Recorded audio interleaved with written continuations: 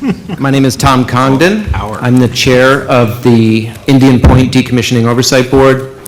We're going to call this meeting to order. And at this time, I'd like to turn to Tom Kazmarek, our executive director, to provide some words about the logistics for this evening and to take a roll call. Tom? Thanks, Tom. Just briefly, some reminders to our in-person board members and guest presenters. Please speak into the mic to ensure your comments are clearly heard and accurately recorded. To our panelists joining by Zoom, please make sure your mics are muted unless you are speaking. To our Zoom participants, please reserve the chat feature for reporting technical issues. To our AV team, only questions captured in the Q&A field are able to be saved and reviewed for response. And finally, all speakers tonight are asked to indicate your name before making statements. This will support tonight's court reporter with accurately recording tonight's meeting. So with that, I'll briefly go through roll call. Chair Congdon? Here. Ryan Coyne? Here. Bridget Freimeyer? Here. Senator Harcum? Here. Assemblywoman Levenberg? Here. Kelly Turturro? Here. Cindy Costello? Rachel Adler? Here. Mark Pattison? Cindy here. Thanks, Cindy. Mark Pattison? I'm here. Linda Malave? Jennifer Wacha? Here. Elise Peterson? Here. Joe Leary? Here. David Lockbaum? Here. Richard Webster? Here. Mayor Knickerbocker? Here. Supervisor Becker? Here. Susan Spear? Here. County Legislator Uli? Here. County Legislator Smith? Superintendent Trombley? Here. And Tom Carey. All right, with that, Tom, Thank you very I much, Tom. turn it back to you. Again, we're the Decommissioning Oversight Board. I want to thank Supervisor Becker for hosting us. We have a full agenda again this evening. We will be hearing a presentation on Hudson River biological monitoring from the Hudson River Foundation. We're going to be hearing from the school superintendent an update regarding the Buchanan Verplank School baseline assessment and monitoring. We'll have our usual updates from state agencies and an update from Holtec on activities at the site. Then we will have time for a public statement hearing before we adjourn. Next slide, please. Next slide. So before we were the Decommissioning Oversight Board, we were the Indian Point Closure Task Force. This body was established shortly after Indian Point announced it would be closing in 2017. The purpose of the task force by statute was to address the economic and employment impacts of the plant's closure. We organized several meetings as the task force to hear from the community and from the taxing jurisdictions about the concerns. And just like the Decommissioning Oversight Board of today, we took those concerns and the respective members of the DOB with each of our jurisdiction took a number of actions to respond to those community interests. One of the first things we did was hire an independent consultant to develop a reuse and redevelopment study for someday in the future when decommissioning was completed to give a sense for the taxing jurisdictions what might be possible. That study was filed in the first year of the task force's work. We also heard a lot from the community about interest in projects to be funded out of the Entergy closure settlement. Entergy paid $15 million for a community and environmental fund, and we're going to be hearing about some of the work that was funded by that $15 million tonight. $6.5 million went to Hudson River Biological Monitoring, and that was work that had been funded by Entergy when they were an operating power plant. And one of the concerns, in addition to all of the concerns of the taxing jurisdiction in terms of the lost revenue associated with their pilot payments, there was also concern in the community about the loss in projects that were funded by Entergy. And so this was an important grant to keep certain environmental work ongoing on the river. The $15 million was also used primarily for the largest grant actually went to the village and the town for sewer infrastructure upgrades, and that work is underway. We funded local unions for labor trainings and opportunities for new job opportunities. We funded school monitoring and assessment work that we'll also be hearing about later tonight. And we funded a matching grant to leverage a larger federal grant at the Van Cortlandt Manor Gateway project.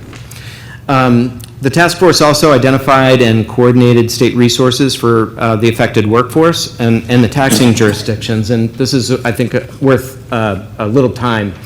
The state in New York, we have something very unique that assists communities when a large power plant, which is typically the largest taxpayer in a community, closes. It's the Electric Generation Facility Cessation Mitigation Program. It's a mouthful, but essentially this program provides 7 years of grants to the taxing jurisdictions that lose revenue from the closure of a large power plant taxpayer.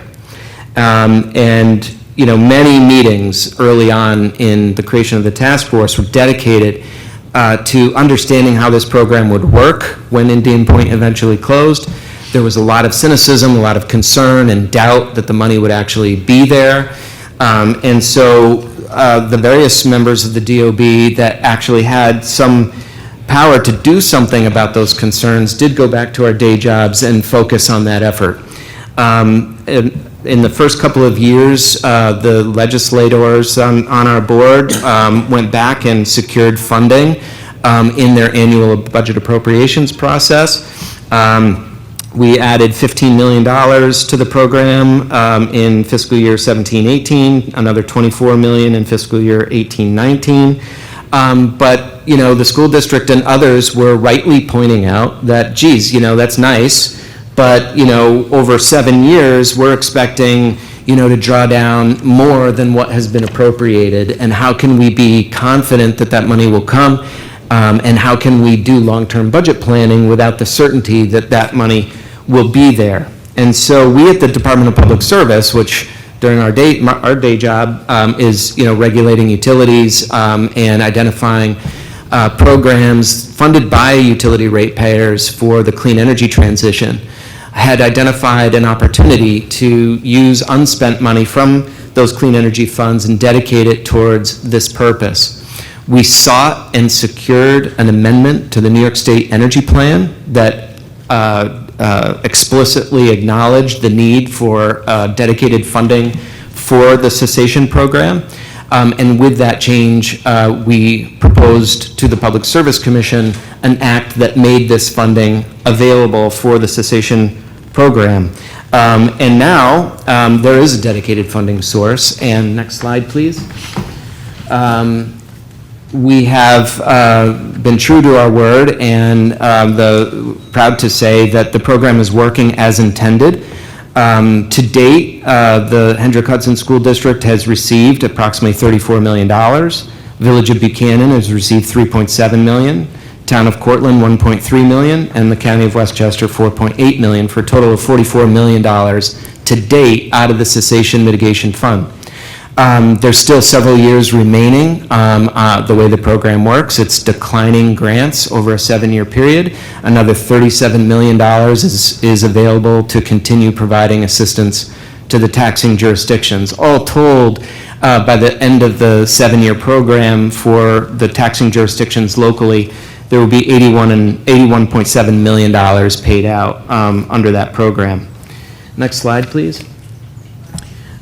Similarly, a number of additional actions were taken to assist the taxing jurisdictions In the fiscal year 2018 budget, there was a law change to allow the Hendrick-Hudson School District to establish a reserve fund. Typically, school districts don't have that financial flexibility, and it was something they requested, and the legislature delivered. There was also a desire to get additional power to tax the spent fuel casks. That was done in 2020. There was an additionally new pilot for decommissioning nuclear facilities. The Department of State also supported the Westchester County Shared Services Plan, which was meant to help local governments find efficiencies to adjust to the lower tax revenue. I think one area where we've all agreed that we should focus time on and continue to focus time on is to request our federal partners to consider passing the Stranded Act, which is a bill that hasn't passed yet, but that would recognize the fact that originally when the NRC was permitting new nuclear power plants around the country, it was envisioned that the federal government would ultimately take the waste and put it into a permanent repository.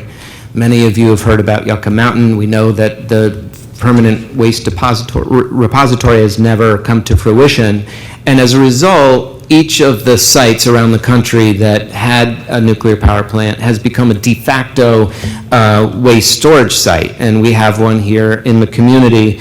And we believe it would be good federal policy for the federal government to acknowledge that and to compensate the local taxing jurisdictions for having that waste. And so we, as a body at the DOB, have regularly communicated to our federal partners that we would support such legislation.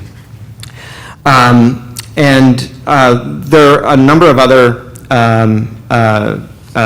actions that were taken that I actually feel would be more appropriate if one of my colleagues in the legislature could speak to school aid formula changes that have occurred.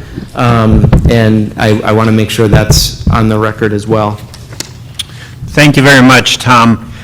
First, I want to underscore the importance of the changes to the cessation fund, because under the old formula, it was essentially a political football. During the appropriation process, we would be competing with other needs, other valid needs all over the state, and the school district and the municipalities were correct. It was not a sustainable form of funding. So I think that was an appropriate move, a prudent move, and it was terrific. You know, one of the major focuses of this group is to discuss these issues, and I want to thank the mayor and the supervisor and superintendent of schools and other members of the school community for coming and participating and talking about the needs. Just want to share legislatively, going back to 2019, both the Senate and the Assembly made it a point to fully fund foundation aid. In New York State, there had been a lawsuit. New York State lost. That New York State was not fully funding foundation aid. The former governor felt that we were funding education just fine, but after several years and a 3-year tranche, we have been able to fully fund foundation aid. So every school is now getting what they deserve. So in the case of Hendrick-Hudson, foundation aid, since 2018, we've increased $8.72 million, and total aid has gone up $11.8 million. That doesn't mean we're satisfied. We understand the school district still has needs and challenges. One of the other things that we did is we set up a fund for school districts impacted both by power plant closures and tax certiorari's. I have a school district on the other side of the river that's been impacted. We had colleagues on Long Island. And so we've been able to get $2 million appropriations to the school district, and the superintendent and I will be making an announcement in a couple weeks about a third. So with Assemblymember Levenberg, we continue to place funding education at the top of our priority, and we will continue to do so. So thank you. Assemblymember. And I don't have much to add to that, but annually, we always look for if there's something more that we can do. And we had given a $100,000 CREST grant to Henhud Schools for a video safety and security system. And again, we're always looking for ways that we can help in general, the school system, the municipality, the library, and we have done that over the last 3 years. I can't take credit for the prior years before 2023, but again, moving forward, we'll continue to make sure we do everything we can to protect our communities, and hope that the federal government will also step up to do so. Thank you very much. And, we I think as a body have heard throughout the years since 2017, just how difficult a transition it is for the school district. It's a very large amount of money to have to make up, and it's a multi-year process to be able to transition your tax base, and we recognize that. We want to be a partner. I think the cessation fund has been a terrific tool, but recognize it's not filling the gap entirely, and so all of us will continue partnering with the school district going forward. The next slide, please. So task force was focused mostly on the economic impacts of closure. Then, of course, in 2021, the plant closed, and we started to transition into decommissioning. And of course, that meant the focus turned to the impacts to the community associated with decommissioning, right? And we established a new body that kind of evolved out of the task force, basically the same membership, and reconstituted as the Decommissioning Oversight Board. Importantly, I think folks hopefully understand that this is a body that is meant to be a forum for information exchange. It's important to the community to understand what activities are happening at decommissioning. It's important for the community members and the employees of the plant to understand how each of our representative governmental bodies plays a role and what role that is. And so we try to facilitate that dialogue. And through the engagement with community members who get an opportunity at each of our meetings to speak and ask questions, we try to endeavor to answer every question through written form available on our public website. And we also take the feedback, and where we identify needs to address community concerns, each of us through our various jurisdictions try to do so. And we've done a number of things that I think are worth highlighting. Next slide, please. So first, we're tracking very closely everything that's happening at the NRC. We've had NRC as guests to present to us and to answer our questions on numerous occasions. We've invited them to attend our next meeting in December. So that will remain ongoing.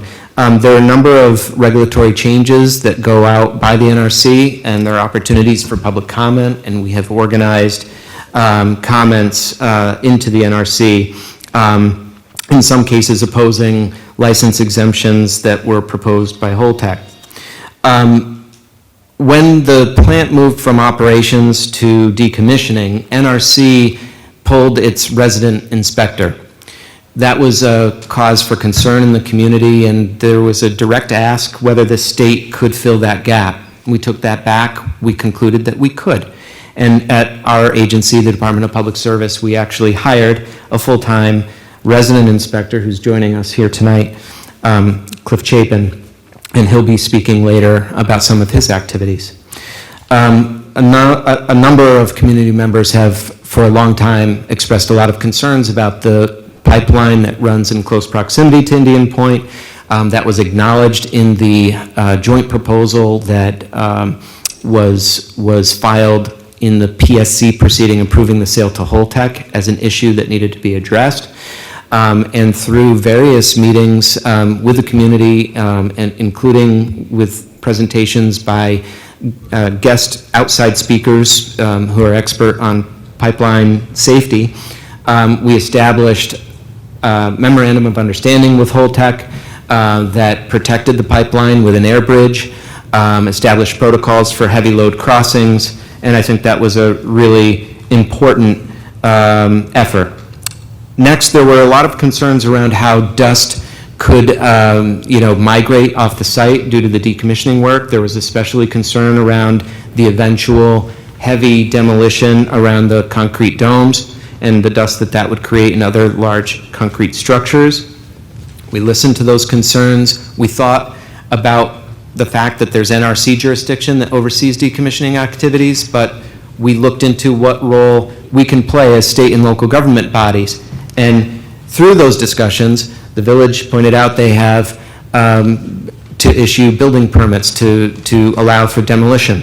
And DEC pointed out that, for other large projects, they have dust mitigation protocols. We were able to fold the DEC dust mitigation protocols into the village demolition permits so that there are actual enforceable conditions on protecting the community from dust migration from the work that we can enforce. So it's not, there's a lot of jurisdiction by NRC that we have to leave to them, but where we have opportunities to address community concerns through what jurisdiction we have at the state and local level, we do that.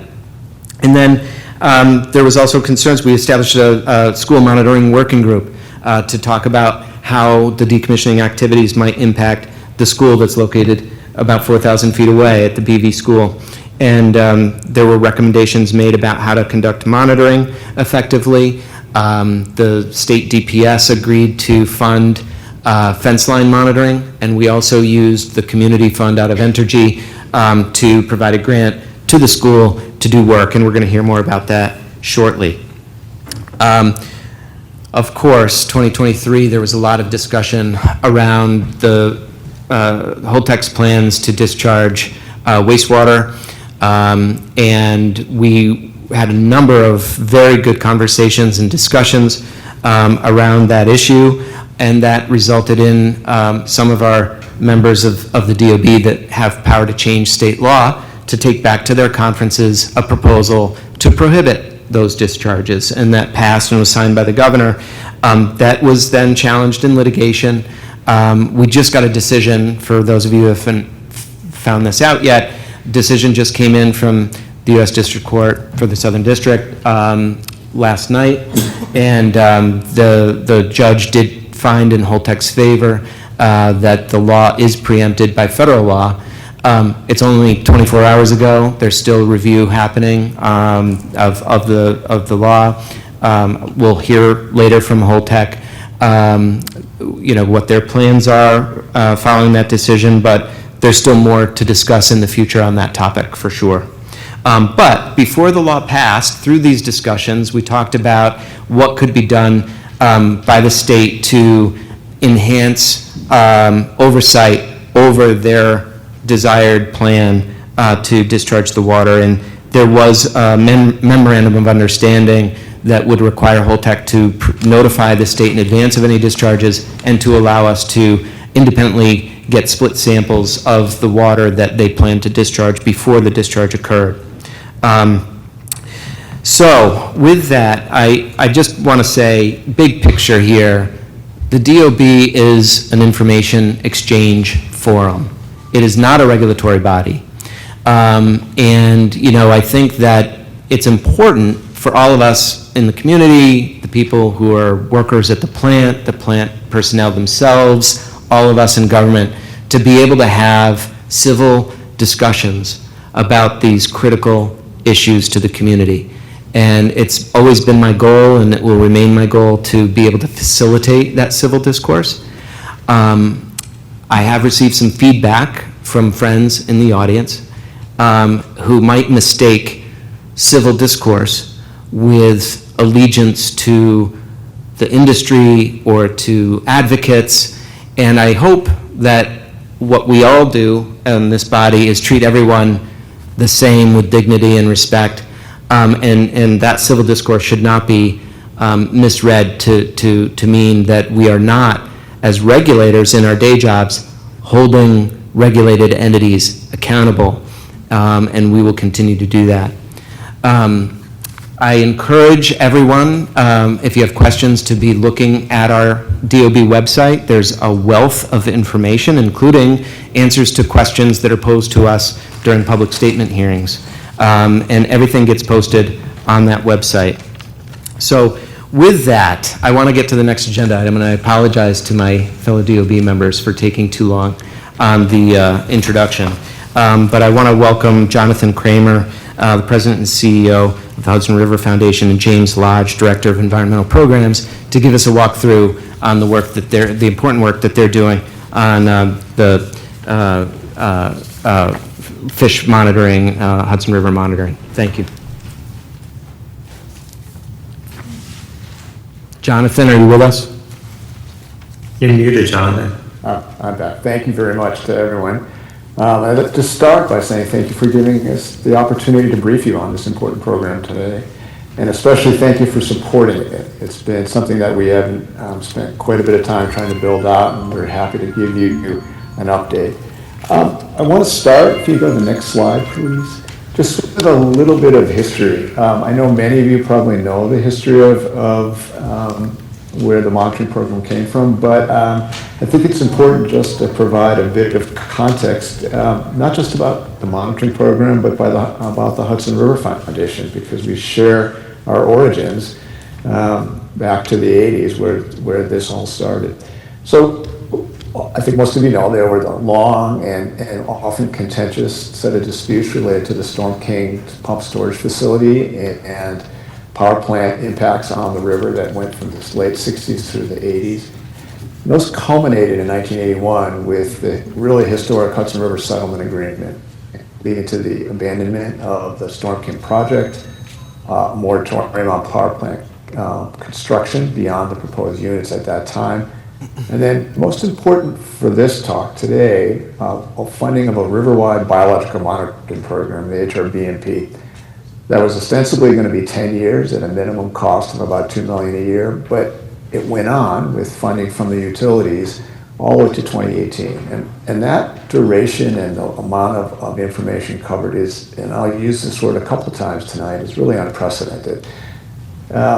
That original monitoring program was designed to evaluate the effectiveness of the mitigation measures to reduce entrainment, a whole variety of them, to understand striped bass stocking, to again monitoring impingement and abundance at particular locations, and then importantly over the long term to monitor the status of Hudson River fish populations in their earliest life stages, the ichthyoplankton, juvenile stages, and then ultimately adults. So it's a long, long history of a monitoring program.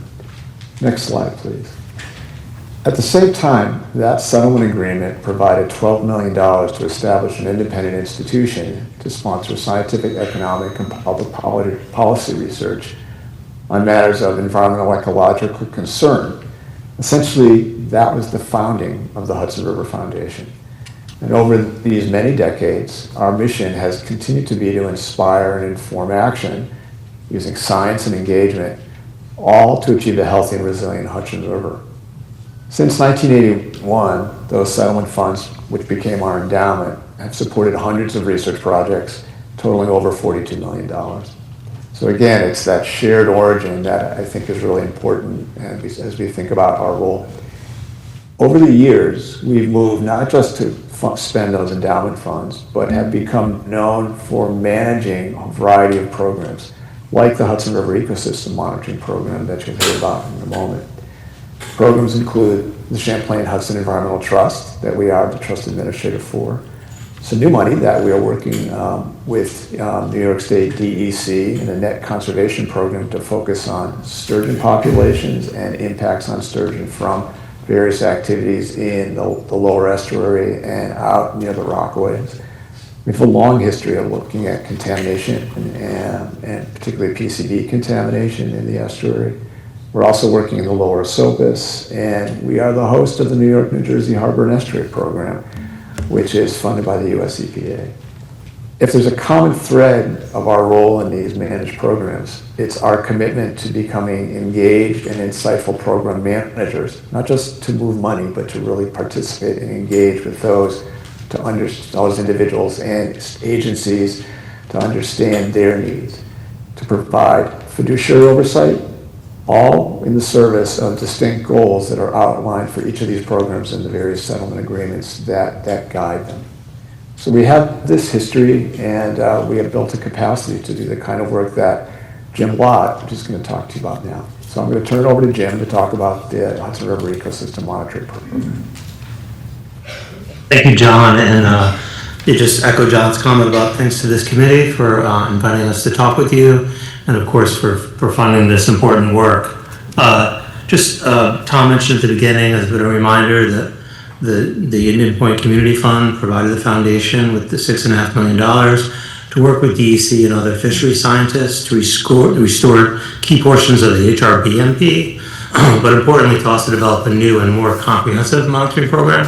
So we're calling this next generation Hudson River Ecosystem Monitoring Program. So just a nod to that more comprehensive nature of the work, and just honestly to distinguish it from the prior work a little bit. So depicted in the slide here are on the left of the 3 primary objectives to the program. I'll walk through those in a little more detail, but just high-level oversight. The first objective was to continue to collect the key data on the Hudson River ecosystem and ensure that the data that we collect builds on that long history that John talked about of the utilities and other monitoring in the estuary. Second was to develop and test new monitoring methods and techniques and to optimize the design for this next generation program we're developing. And then finally, to implement that program and to be sure we can secure the funding needed to continue that monitoring into the future. Next slide, please. A key focus of the historical surveys was the collection analysis of data on the status of the juvenile fish of the Hudson. And the utilities funded this work for over 4 decades. So, John used the term unprecedented, and I think that's accurate. With support from the DEC and from the Indian Point Community Funds, the monitoring program was restarted in 2023 and is now ongoing. As shown in that figure on the right-hand side of the slide, it's a map depicting the geographic scope of the survey, which extends from the Battery in the south to Troy in the New York in the north, over 150 miles. Also important to note, the survey work complements a lot of other survey work, primarily from the DEC teams, looking at surveys targeting alewife, American shad, blueback herring, striped bass, Atlantic and short-nosed sturgeon. And I just want to emphasize a couple of important sort of notes on why we think this data is so important and why we're working so hard to try to maintain this data into the future. I mentioned it's focused on the young fish of the Hudson, so it's trying to understand sort of reproductive success, the fisheries term of recruitment of various species. And this is very important because it provides us this early indication of the abundance of these species and allows our fisheries management colleagues to prepare and to adapt to what the expected changes in the adult populations will be. So again, just short, it's an early indicator of abundance and reproductive success. Next slide. So another critical or important focus for the HREMP now is continuing work to understand the lower food web. Depicted in that slide, in that graphic on the right is the graphic of the Hudson food web. The bottom portion of that represents the lower food web. And here we're looking at trying to collect data to understand the small plants and animals at the base of the food web. So this includes like phytoplankton and zooplankton and vertebrates and bivalves. This work builds on a long history of work by Carey Institute for Ecosystem Studies, over 3 decades of work. But it's been expanded and includes new parameters and now covers the entire tidal Hudson, mimicking that sort of geographic scope on that previous slide from Battery to Troy. So again, the importance of this, I just want to emphasize, this data is critical for us understanding the basis of the ecosystem, like how changes in things like temperature and precipitation and introduction of invasive species and other variables will alter the ecosystem. And, this is the information we need to understand what's happening in these drivers to understand how to effectively manage the river. So it's just like a basic supporting understanding of the river that's necessary for effective management. Next slide. Another key objective of the program is designing and optimizing the next generation monitoring programs. So included in this is to manage and organize the historical data, as well as the new data being collected under the program. We're analyzing, doing additional analysis and synthesis of both the historical and this new data. We're also developing and testing new survey methods. So looking at utilization of new molecular tools like eDNA and metabarcoding. We're developing new tools to make that data accessible and available, and work to convey this information on the health of the Hudson's fish and the changes in the ecosystem over time. And all of this work is centered on developing new ways to make these important findings known and accessible to a wider user community. So again, my takeaway on this slide and the message I hope to convey is, as we work with DEC and other partners to secure the long-term funding needed to continue this work, this next generation HREMP monitoring work, we need to ensure that we're implementing the most efficient survey designs and the most cost-effective monitoring methods, and that's the work we're undertaking under this objective. Next slide, please.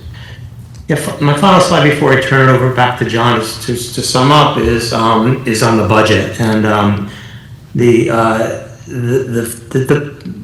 pie chart there depicts the allocation of funds from initial initial allocation of the $6.5 million in 2022 through projections through the end of this year, so through the end of 2025. And as you can see in the table or the pie chart, I guess, that light green represents the funding that's currently allocated to the monitoring surveys, and we expect that pie to increase over time as we move to this next generation monitoring and more funds is allocated to the surveys themselves. The initial allocation here was again $6.5 million. We have that money invested. It's generated $420,000 in interest so far, and we've allocated through the end of this year $2.2 million. So the remaining balance of $4.7 million in the fund. So I'll turn it back to John, and happy to answer any questions you guys have. Thanks, Jim. Just a few final thoughts before we conclude this portion of the presentation. As we look to moving forward on this important program, we're guided by our mission for this to provide data analysis to serve the needs of Hudson River fisheries managers and a broad community of those interested in this information. And as I reflected on this talk, I thought, what makes for good monitoring? And I think there's three things that make for good monitoring. One is collecting the right data. And the second is collecting that data over the right time frame. And lastly, it's having skilled researchers and data analysts to pull that together in a way that you can understand long-term trends and short-term year-to-year variations. And I'm going to use that word unprecedented again, because all that work that we're funding now has those three components, but it's building on this unprecedented 40 years of historical data. And that's a remarkable resource to draw from. As Jim has said, this kind of important resource is going to help us understand the changing Hudson River ecosystem and really design and revise, optimize next generation HREMP. We've not at all forgotten that this work is really about fisheries at its core. But that fisheries information, understanding why fisheries change, how they change, is really part of what a comprehensive understanding of this Hudson River ecosystem is. And I think we need to find a way to sustain funding for that program. The needs of the fisheries managers are incredibly important at this stage. They're what people care about. People care about fisheries. And so I'll leave you with the thought that we'll continue this work with an eye towards making sure that we sustain the work that's being done and really moving forward, develop the best next steps to keep it going. So with that, I'll stop, and we're happy to entertain any questions you might have. Thank you very much, Jonathan. I think we have a couple of questions. Assemblymember Levenberg. Thank you so much, and thank you for the presentation. It was very detailed, but I do think that, again, the bigger point to be made is that the health of the Hudson River is critical to our region, and being able to monitor and keep track of it is so critically important for all of us in the Hudson River, in the Hudson River Valley. What I did want to ask about is, you said you've been monitoring for 4 years. There was some kind of a gap. Have you seen, since the shutdown of Indian Point and since Indian Point stopped discharging, a change? And obviously, there's lots of different things that go into it, but, is there any discernible change that you've seen since the shutdown of the plant in the fish population or any other biological indicators? I think the answer is no. And I think, these kind of long-term monitoring programs look for those trends, and you look for the variability year to year. And so I think that certainly if anything dramatic would happen, it's likely we would see something. We're not seeing anything in the data yet. But again, it's, we need more time to actually pull those, if there are patterns for that. Thank you. Senator? Thank you, Tom. Thank you for that presentation, fascinating. This is not, I think, a direct question to your data set, but pertains to the biodiversity of the river. Last week, unprecedented discovery of a 40-mile harmful algal bloom in the Hudson, and I know it's certainly too short a time span for anything in your data, but can you comment on the dangers of harmful algal blooms to the species and the ecosystems that you're studying? Sure. I'll make a quick comment about the cyanobacteria bloom. There was an initial report from the Laura Fulbeck team at the Carey Institute about this.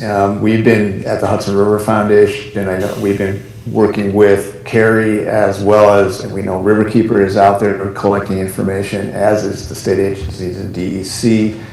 And we're looking to see, not with this resource, but with other resources the foundation have, how we can fill some gaps as we move forward through the whole dynamics of that bloom. So just to give you a short answer to your question about harmful algal blooms, harmful algal blooms have been around for a very long time. They are certainly increasing in a variety of different places coastwide, and they can have a whole set of implications for the biota in rivers and coastal regions, and also for things like this one, this cyanobacterial microcystis bloom, where there's potential for toxin production that could impact certainly things like dogs or humans who ingest any of it. So I think the short answer is the environment is changing. Everything we've seen so far is that this is quite large and probably unprecedented.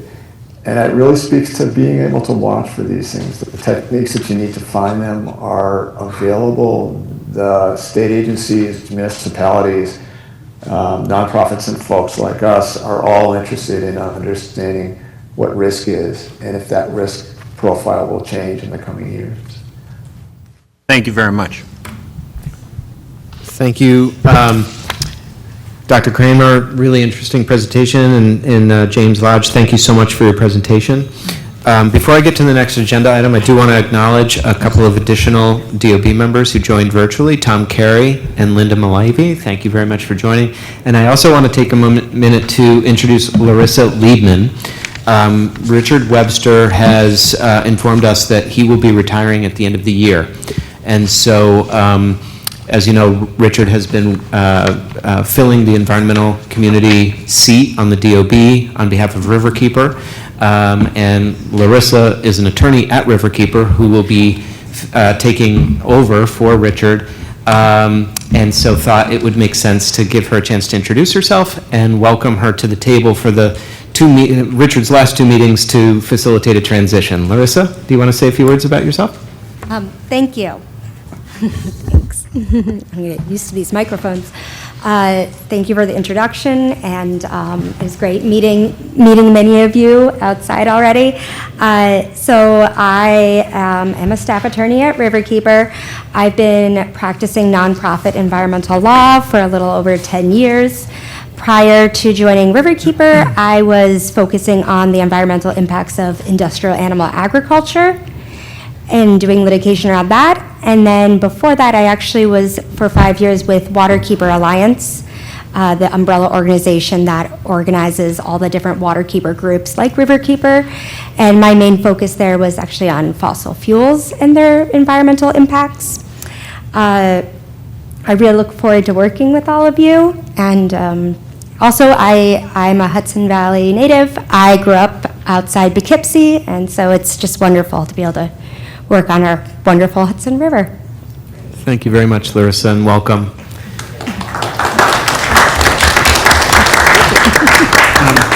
Next, I'd like to turn it over to Superintendent Trombley to give, oh, I'm sorry. I'm so sorry. Yes, go ahead. Let me ask one more question of Hudson River Foundation. Okay, if you don't yeah, mind. sure, go ahead. Thank you so much, and I'm speaking to the mic here.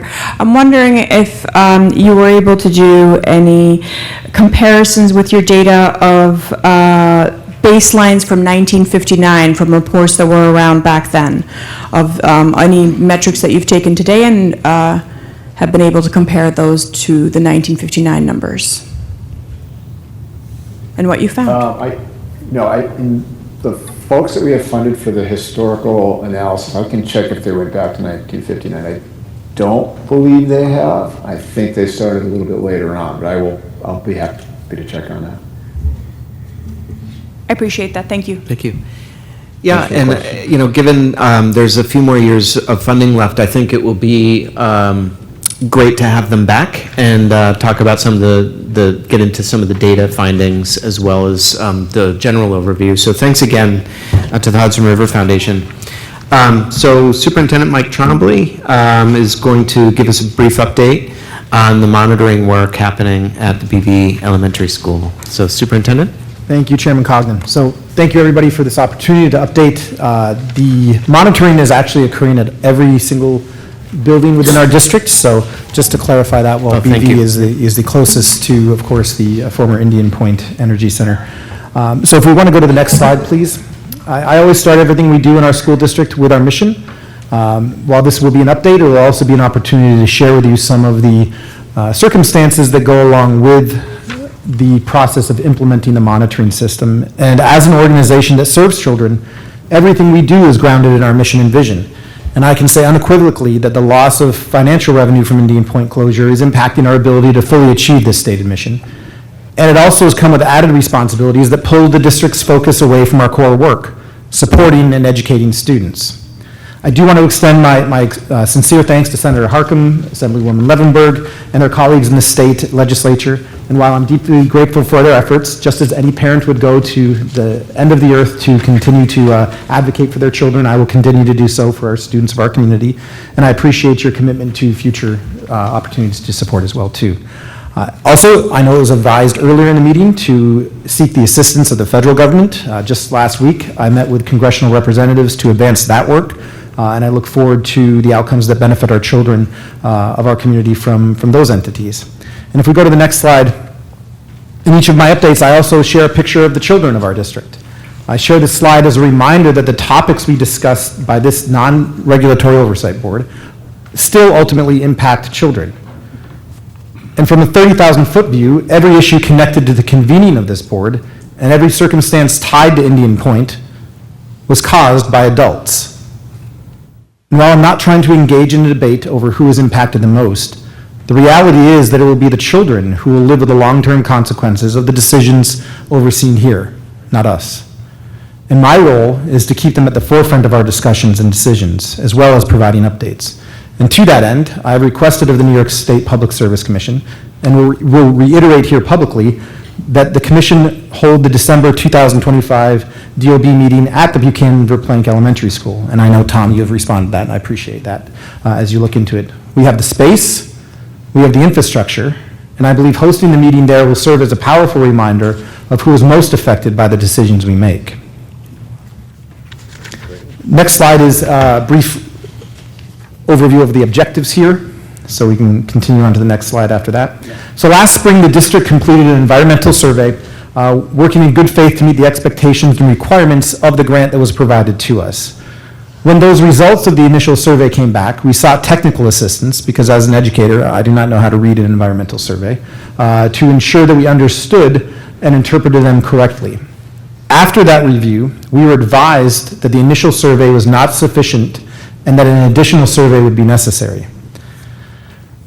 The challenge is that the new survey had to be paid for with local district funds, money that already had been allocated for student instruction and educational programs.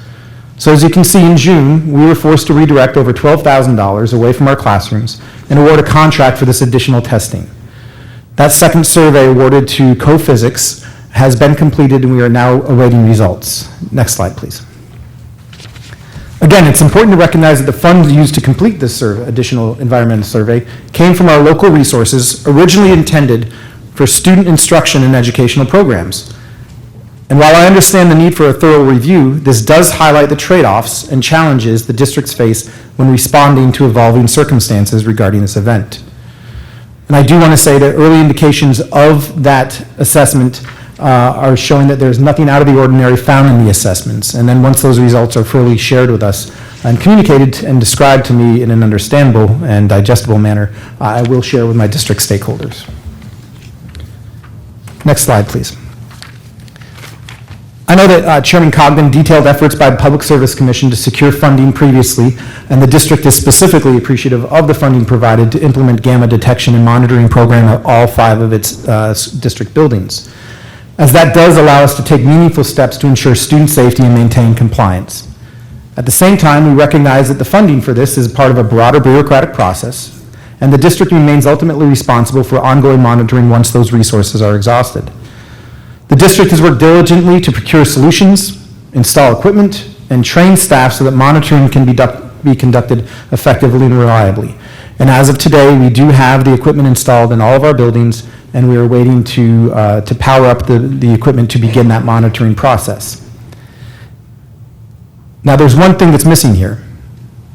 Who makes a determination if there is an event that has been identified by that equipment? We'll come back to that. In an effort to be proactive, we reached out to the Region 1 Radiological Assistant Program at the National Brookhaven Laboratory to establish specific protocols in the event that there is a response indicated by that monitoring equipment. I recently, meaning over the weekend, learned that the Brookhaven National Laboratory has cited workload constraints. Initially, they were willing to meet with us, but came back to us and cited that there are workload constraints, and they have chosen not to meet with us to finalize these requested protocols. So again, this underscores the reality that while adults navigate decommissioning and regulatory processes, the district will be expected to maintain monitoring beyond the resources we currently have. And as we've seen, the recent Holtec State Court case illustrates that these processes will extend much longer than initially anticipated, highlighting the potential gap between funding timelines and operational responsibilities. So, acknowledging that correspondence that we received from Brookhaven National Laboratory regarding our efforts to establish protocols and collaborate on radiological monitoring, I was disappointed to say the least. Our district was taking a proactive approach, purchasing equipment, training staff, and seeking actionable protocols in the event of a suspected radiological issue. We weren't trying to circumvent anyone's mission, but to rather ensure the safety of our students. The response we received effectively limited any potential engagement, indicating that providing detailed guidance or recommendations on interpreting our monitoring data was the typical not their job response, or outside of their scope. In short, in a situation created by adults, our schools once again find themselves on the front line, tasked with addressing problems that other agencies chose not to solve. And this brings us to a reality of a critical point, that despite the school district's proactive efforts, the lack of meaningful support from an agency, Brookhaven National Laboratory, that publicly states of its own accord to be charged with this responsibility demonstrates the urgent need for our district to continue leading, planning, and acting decisively to protect our students.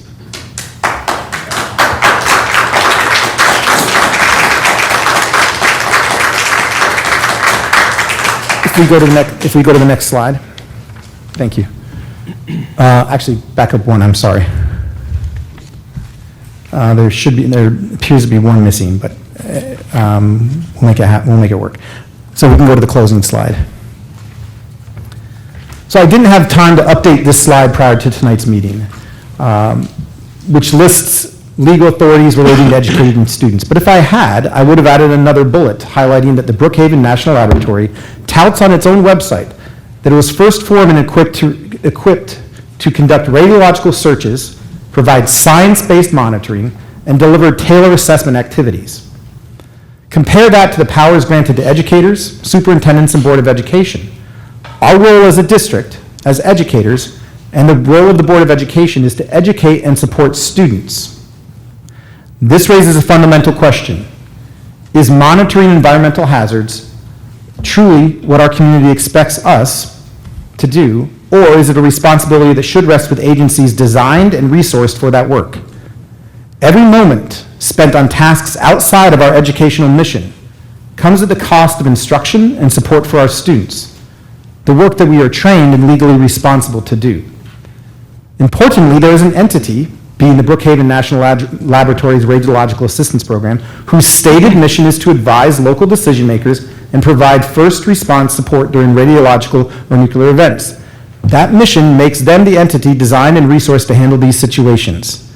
And again, this was not part of my superintendent's training or my training as a social studies educator. So if there's any advice on who to reach out and contact, I would be happy if I'm barking up the wrong radiological tree with the Brookhaven National Laboratory.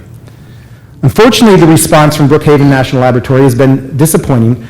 Despite their stated mission, they have only offered general guidance and have stepped back from establishing specific actionable procedures for our school community in the event that the equipment installed identifies a potential issue.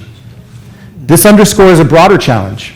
In bureaucratic systems, adults often defer responsibility, saying it's not my job. Meanwhile, schools are left to solve problems created by others, and yet those consequences fall squarely on our students. I want to emphasize here, I'm not asking for theoretical guidance.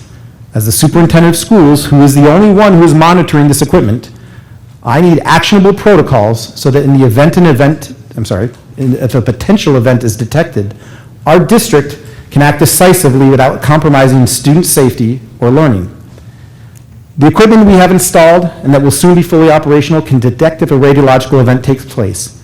However, it could also indicate exposure from someone who had a recent medical treatment involving radiological chemicals. It could also produce a false positive. At present, I am left to interpret and decipher these results on my own. And I'll ask anybody in this room or anybody watching, if there is a radiological event anywhere in the region at this very moment, outside of the system that I have access to monitor, who would be responsible for identifying or communicating that information? And if anyone can answer that, I urge you to do so. My concern is that we may have no one able to provide that clear answer, and that is a gap that we must close immediately. When I've asked that specific question of everybody involved in the installation and procurement of these systems, the best I get is a shoulder shrug. The safety and well-being of our students cannot be contingent on responses indicating at best attempts to avoid accountability should there be a mistake. Proactivity and safety is not optional. It is a moral and professional imperative when it comes to our children. And while I fully understand, especially when it comes to increased funding, there is a need to follow bureaucratic processes, I will continue to advocate on that front. I find it unconscionable that there exists a government entity that so readily dismisses proactive measures intended to keep our students safe. In reaching out, explaining why they could not respond to us, they brushed off the concern and instead chose to focus on the Ryder Cup, an event that occurs this week and not even suggesting a later date or time to meet to discuss specific protocols. But despite these obstacles, our mandate and moral responsibility as a school district are clear, and we will continue to act, escalate concerns, and protect our students to the best of our ability. We are thankful for the ability to install this equipment because the safety and education of our children cannot wait. And ultimately, I began with a mission and everything that we do as the Hendrick Hudson Central School District to ensure that students are engaged, passionate learners who achieve their maximum potential to contribute to society is a core of our work. Our work to safeguard students in a situation like this is inseparable from that mission. Protecting them today enables them to learn, grow, and thrive tomorrow. Thank you for the time to provide my update. Thank you very much, Superintendent.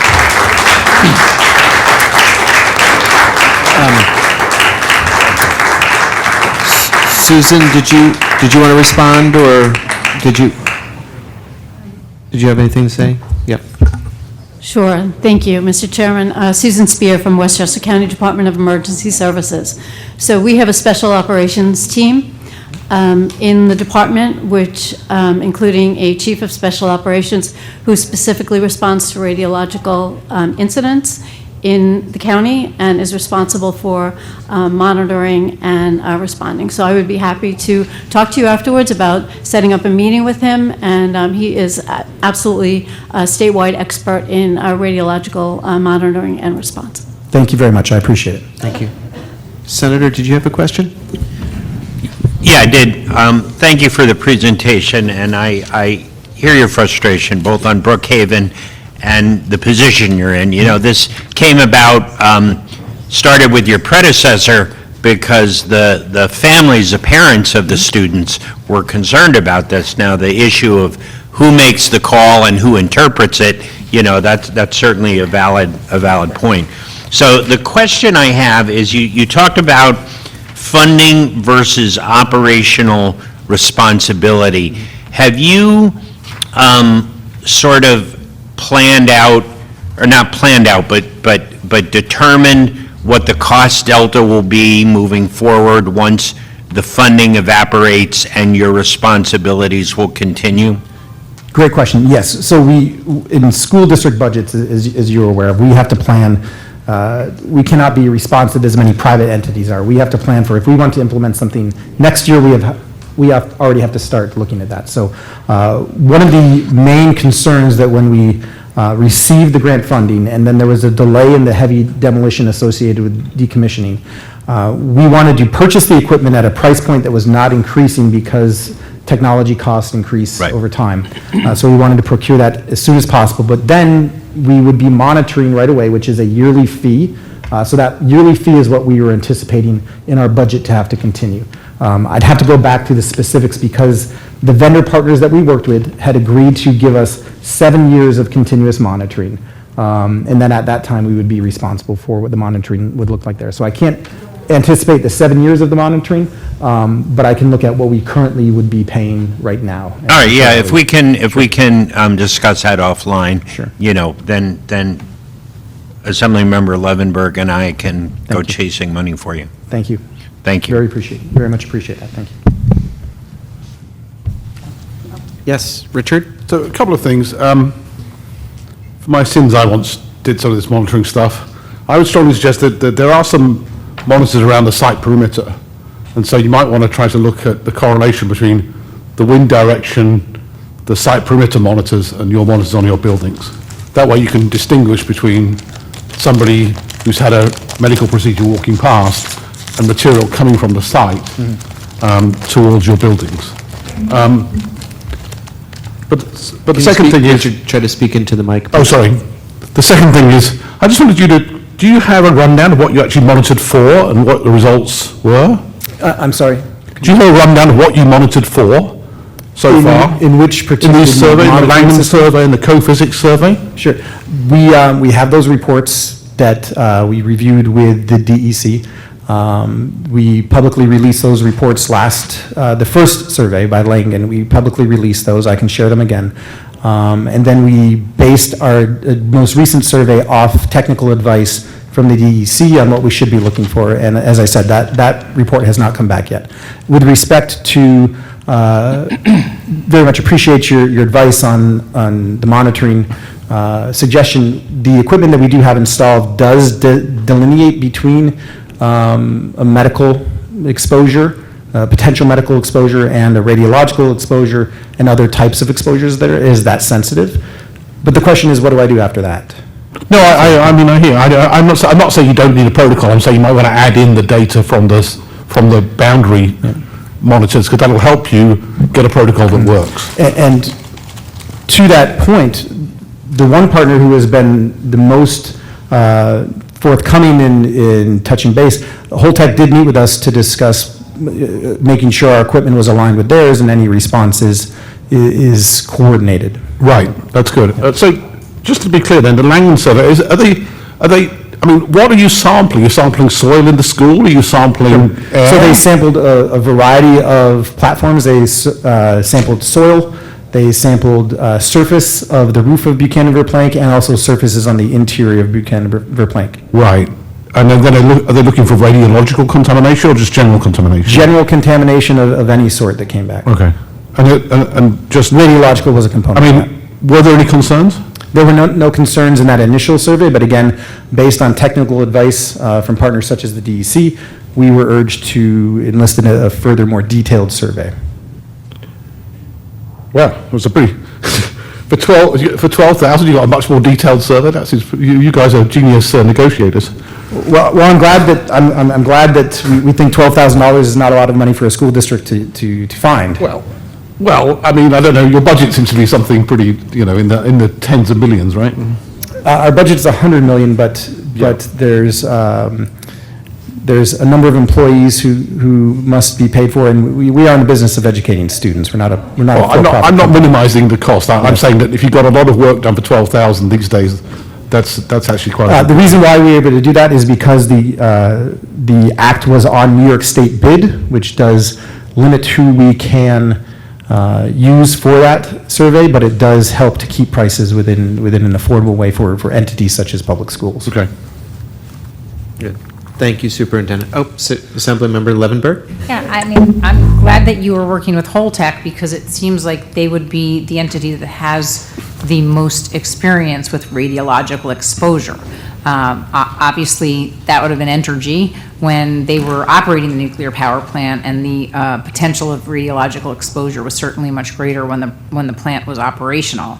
So protocols put in place for what to do with radiological exposure in general, whether it be at the site or off the site, something that I think we discussed within the state and county ad nauseum for many, many years, as far as, an emergency evacuation plan and all the other things that might have been associated with radiological exposure or an emergency or something that happened outside of the expectation or outside the norm, I guess. So I think, again, as Senator Harkam said, we'll continue to help in any way we can to make sure that the monitoring continues. I would think, again, that Holtec would be the best advisors in terms of protocols, but I know that somebody else did offer, and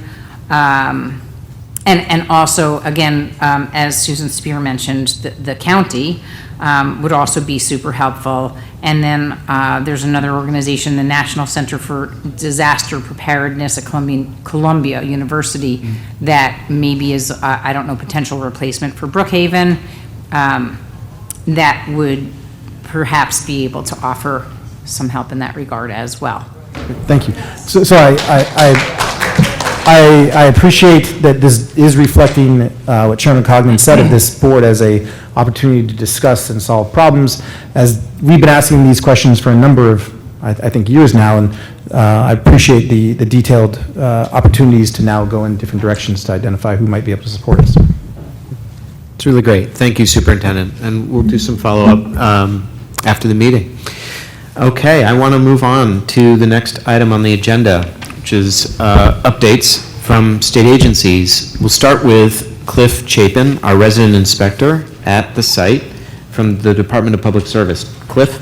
Okay, good evening. I'm Cliff Chapin, New York State Inspector with the Department of Public Service stationed at Indian Point.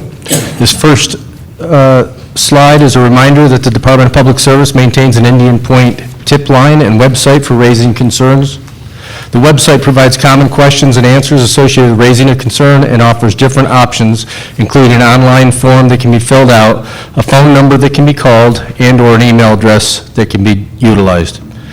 DPS received one message to the tip line since the last meeting.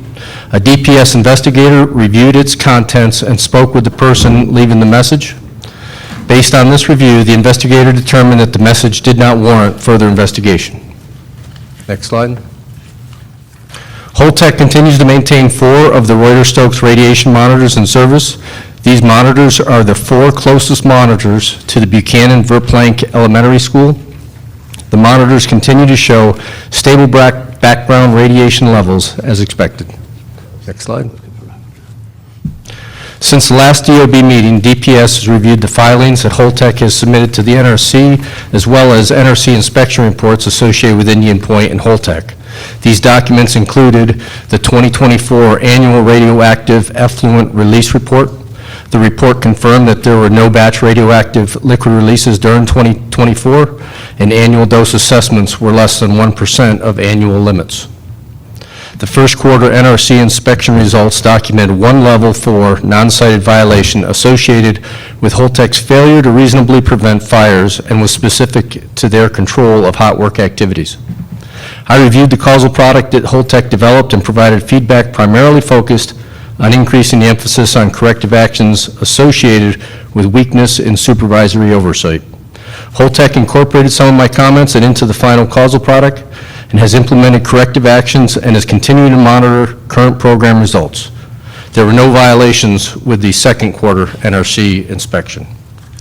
And then lastly, the NRC inspection report for Holtec International Incorporated, dated July 18th, 2025, documented 5 apparent violations, 2 of which are being considered for escalated enforcement.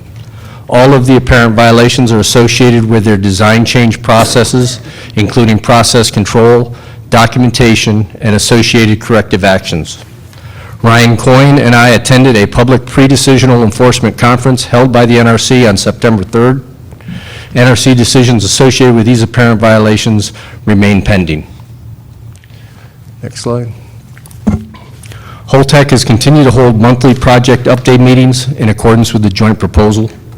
These meetings are attended by New York State Department of Public Service and the Department of Environmental Conservation.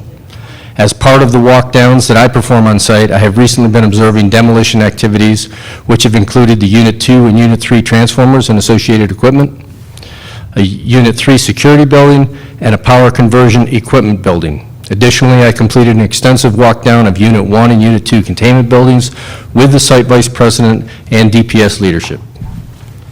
I'll now turn it over to Kelly Tuturo for DEC. Kelly, are you with us? Good evening, I'm here. Thanks, Hi. Tom. So in terms of DEC oversight activities, we are working through the remedial investigation report for AOC 118, which is the Lafarge former Spectra construction area. We had reviewed Holtec's report and provided comments to Holtec. We recently received a response from Holtec, and our team is reviewing those revisions. We should have a response to Holtec on those revisions in the next few weeks. Next slide, please. And as I've mentioned in the past, DEC has been reviewing the Speedies permit application renewal. We have reviewed the application, and as of last meeting, we were awaiting a court decision before providing a draft Speedies permit for public review and comment. Now that we have a decision on the Save the Hudson law, DEC is reviewing the court decision, and we will determine appropriate next steps on the Speedies permit. Next slide. And then finally, I've briefed before on the water withdrawal permitting regulations.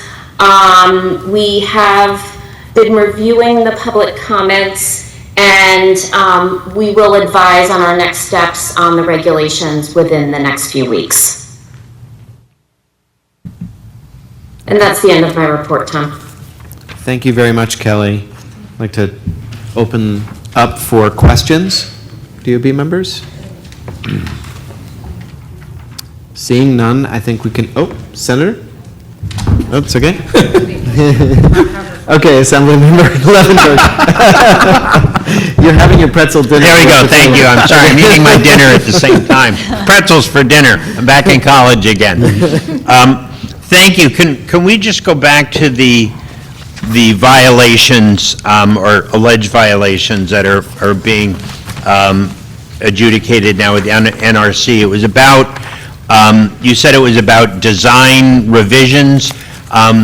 Didn't that happen a while ago? There was a cask design revision that there was a violation on, so this is like a variation on the theme?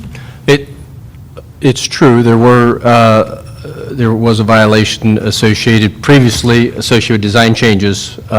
These design changes, I don't know exactly when they occurred, maybe Holtec could talk about that, but, so it is similar type of violation, where in this case, they performed a screen, Holtec did, screened their activity. They concluded that they didn't need to notify the NRC, and the NRC's inspection determined that based on some of the changes, that they did need to notify the NRC. And to be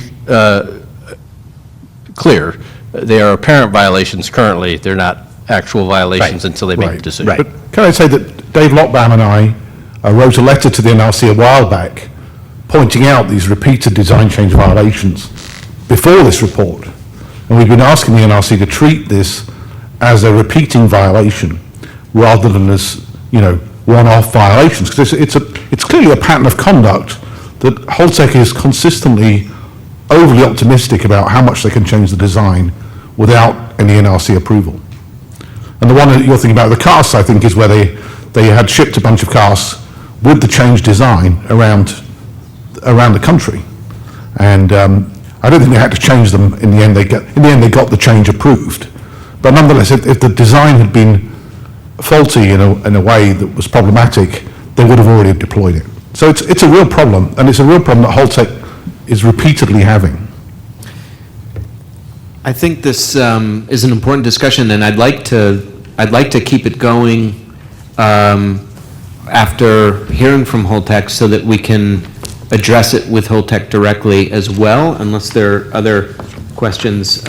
Is Dave Lockbaum on the line? It sounds like you have your hand up for a question or a comment. Yeah, this is Dave. To add to what Richard just said, which I agree with totally, a related problem in my mind is that that federal regulation requires biannual reports submitted by cask users to the NRC. I went back and looked at the submittals that the NRC received over the past 10 years. Holtec's most recent report was submitted on June 28th, 2024, and there's a bunch of other reports from other cask owners and users. Holtec is the only company in the United States that refuses to provide the summaries of the changed documents.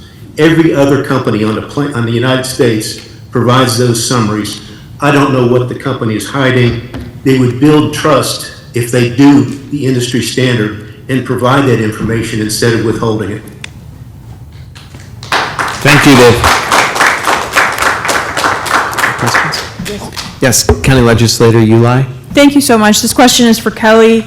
Thank you for an update on the speedies permits as well. I am curious, especially given in light of the decision that we're all analyzing, is Holtec permitted to discharge while these permits are under review and expired?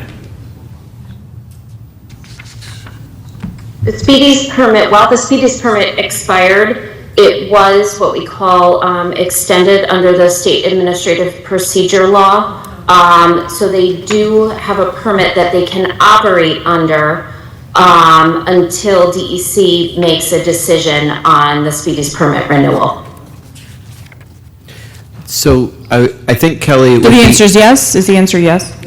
I think it would be helpful, Kelly, if you described the speedies permit versus the NRC regulated discharges, and distinguish between the two, number one. And number two, I think, again, this would be something we will need to also discuss during the whole tech presentation in terms of how they are reacting to the court decision and what their plans are in the immediate future so that we can have a further discussion then and maybe come back to this question. But Kelly, do you want to just distinguish between speedies versus NRC discharges? So the speedies permit does not cover radiological discharges from the facility. There are effluent limits contained within the DEC speedies permit that govern other discharges from other contaminants in the wastewater coming from the facility, and sets effluent limits for those contaminants that Holtec must abide by.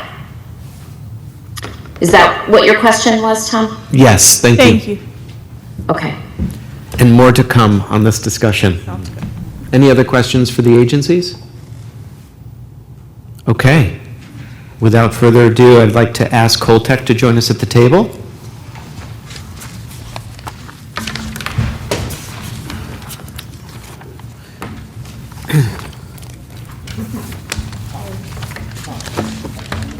Yeah, well, a little bit, yeah. We want you to, okay. I want to welcome Matt Johnson, new face to the DOB. Matt, do you want to maybe just introduce yourself and the role you're playing? And then I'd ask your colleagues to also introduce themselves. Absolutely. So, yeah, thanks for having us here tonight. My name is Matt Johnson. I'm currently the acting site vice president. I will be filling in for Frank over the next several months, so I'll be here tonight, obviously, and most likely in December as well. Previously, I was on the regulatory team, so I was regulatory manager for the site. And prior to that, during operation, I worked in operations. It was a long time, SRO, licensed operator, ops manager for the last several years, and so on. So, Pat? Thanks. So, yeah, I'm Pat O'Brien. I'm the Director of Government Affairs and Communications for Holtec International. I've been here a few times before. I will just say Frank is on assignment. We asked Frank to come out to our Palisades plant as we get close to a restart of that plant. So Frank is in Michigan for the foreseeable future, but he does send his regards. Thank you. Hello, everyone. I was at the last meeting. My name's Don Mayer, and I worked at the Indian Point site for almost 40 years. I'm an expert in radiation protection, and I was a senior management person there for many years. And I'm here to help address some of the technical questions that may come up regarding radiological matters. Thank you. All right, so with that, we'll go ahead and get started with our update. You can go on to, there we go, perfect. So we'll quickly touch on safety. We'll cover the work completed since the last DOB and work planned through the end of the year. Quick NRC update for the site. We'll discuss the training building cesium that we had touched on last meeting, and then we will give a corporate update as well with Pat here. Next slide, please. So this is our safety slide. The message on the left is just a typical safety message we would start all of our meetings and shifts with at the site. I won't go into detail on that, but our focus each day is safety, number one priority. So on the right-hand side, you can see the safety triangle. We have 2 first aids on site to date. So back in May, we had an employee with discomfort in one of their fingers while moving an object. And then in July, we had an electrician receive a small cut on their upper lip while moving an electrical conduit. It moved back and made contact with their lip, so they received a small cut. Both of those were classified as first aids. So with that, our safety performance through the year has been fairly strong, and we'll continue to focus on that through the rest of this quarter and into the end of the year. You can see below the triangle there is the dose for the second quarter, all on track, as well as the dose for the year. I'll just point out that the yearly dose on IP2 and IP3 looks much lower than the overall, and that is due to the overall number is the total project dose. Those are 2-year projects, so much of that dose will move into next year as well. And so quarter to quarter, you could see we're pretty much right on where we expect to be. So good performance there. This is just a quick overview site map. It's kind of hard to see, but from the audience, you could just by colors, the two big blue boxes are a couple of the buildings that will remain, or one building that will remain, and the ISPC pad on the north side there obviously will remain. The red boxes are buildings that we have already removed. Yellow is where we are currently working, and the green is scheduled in the near future for demo work. So just quickly, the ones that have already been removed, that's a couple CST tank, an old auditorium, a few of the outer security buildings, and the PCE building, which is one of the items Cliff mentioned in his presentation. On the next slide is the southern area on the property. Same thing here. The red buildings have been removed. So fuel oil storage tanks, the GT23 area, and an old waste building. And the green two boxes down to the south side of the picture there is the Met Tower and spare transformer area. Those are scheduled to start work here in this quarter as well. So moving on to vessel segmentation. Since the last DOB, we've essentially, big picture, has moved our vessel seg work from Unit 3 over to Unit 2. So at Unit 2, we've installed the core barrel for segmentation into the cavity for segmentation. We've installed the vessel internal cutting equipment and then commenced the cutting on the lower vessel internals. So we've completed the first 4 rings, which I'll show you on the next slide when we get there. And on Unit 3, we've processed the Class A material, and as I mentioned, we've demobilized on Unit 3, and we're focusing currently on Unit 2. So the next slide, the work through the end of the year. On Unit 2, we'll continue the lower internals. By the end of the year, we expect to be approximately 50% complete with the internals package. So the two pictures on the right, those are a picture of what the internals look like. The first 4 rings on the left of the two pictures is what's been completed already, and we're currently working on the 2 rings on the right picture, the 2 top rings. Once those 2 are done, by the end of the year, that'll be where we're at, about 50% with the entire internal package. And then at Unit 3, we're just making preparations through the end of the year to get into the greater than Class C loading campaign, which will happen in 2026. Unit 1 demolition, since last meeting, 11 boiler removal was completed. We've moved on to 12 boiler upper with demo work there in progress, as well as 13 boiler lower half, the saw cuttings in progress. 14 boiler abatement tent is in progress, and the pressurizer abatement is completed. And you can see a bunch of different pictures there. All the way to the right is what the Unit 1 pressurizer looks like with the abatement complete, and the other pictures are just different stages of, different angles and stages of the boiler work that is ongoing. On the next slide, the Unit 2 mausoleum activities. So the Unit 2 mausoleum held the old Unit 2 or original Unit 2 steam generators. They were replaced in early 2000s. So what we've done to date there is we've removed the south wall. We've moved 2 of the old steam generators out of the mausoleum into a temporary storage area. And we've started steel installation on the roof of the top of the building, which will allow us to perform rigging and moving of the large pieces as we do the segmentation work. On the next slide, to cover through the end of the year for Unit 1, we'll continue working on the boilers, 13 boiler, 12 boiler, and the 14 boiler abatement will continue. And then we'll prep for the pressurizer removal eventually later in the year as well. For the mausoleum, the prep work for to support the original steam generator segmentation will continue. So that means currently we're installing the steel, as I mentioned, on top of the building, and we're putting up a temporary wall on the south end of the building, which will allow us to do the segmentation work in a closed space with maintaining negative ventilation, and everything will be done inside as opposed to outside in open air. And then we'll continue working that through the end of the year. Next slide, the conventional plant demo. So just a list of some of the buildings there that we've removed, kind of aligns with the site maps that we showed earlier in the presentation, the PCE building, power conversion building, some of the Unit 3 security building demo, Unit 2 main and aux transformer demo, and Unit 3 main transformer. And the pictures there, the upper left is what was left of the PCE building at the time as it came down, and the other pictures are different stages of transformer demo as we move through that. The next slide, to go through the end of the year on conventional, some of the conventional crew does help with this old steam generator mausoleum, some of the rigging and whatnot with the south wall there. That's a picture, that first picture there in the upper left. They did help with that and will continue to support that. They will work on the Met Tower, which are those next two pictures over to the right, and they do support the movement of the steam generators out of the mausoleum and across into the temporary storage area.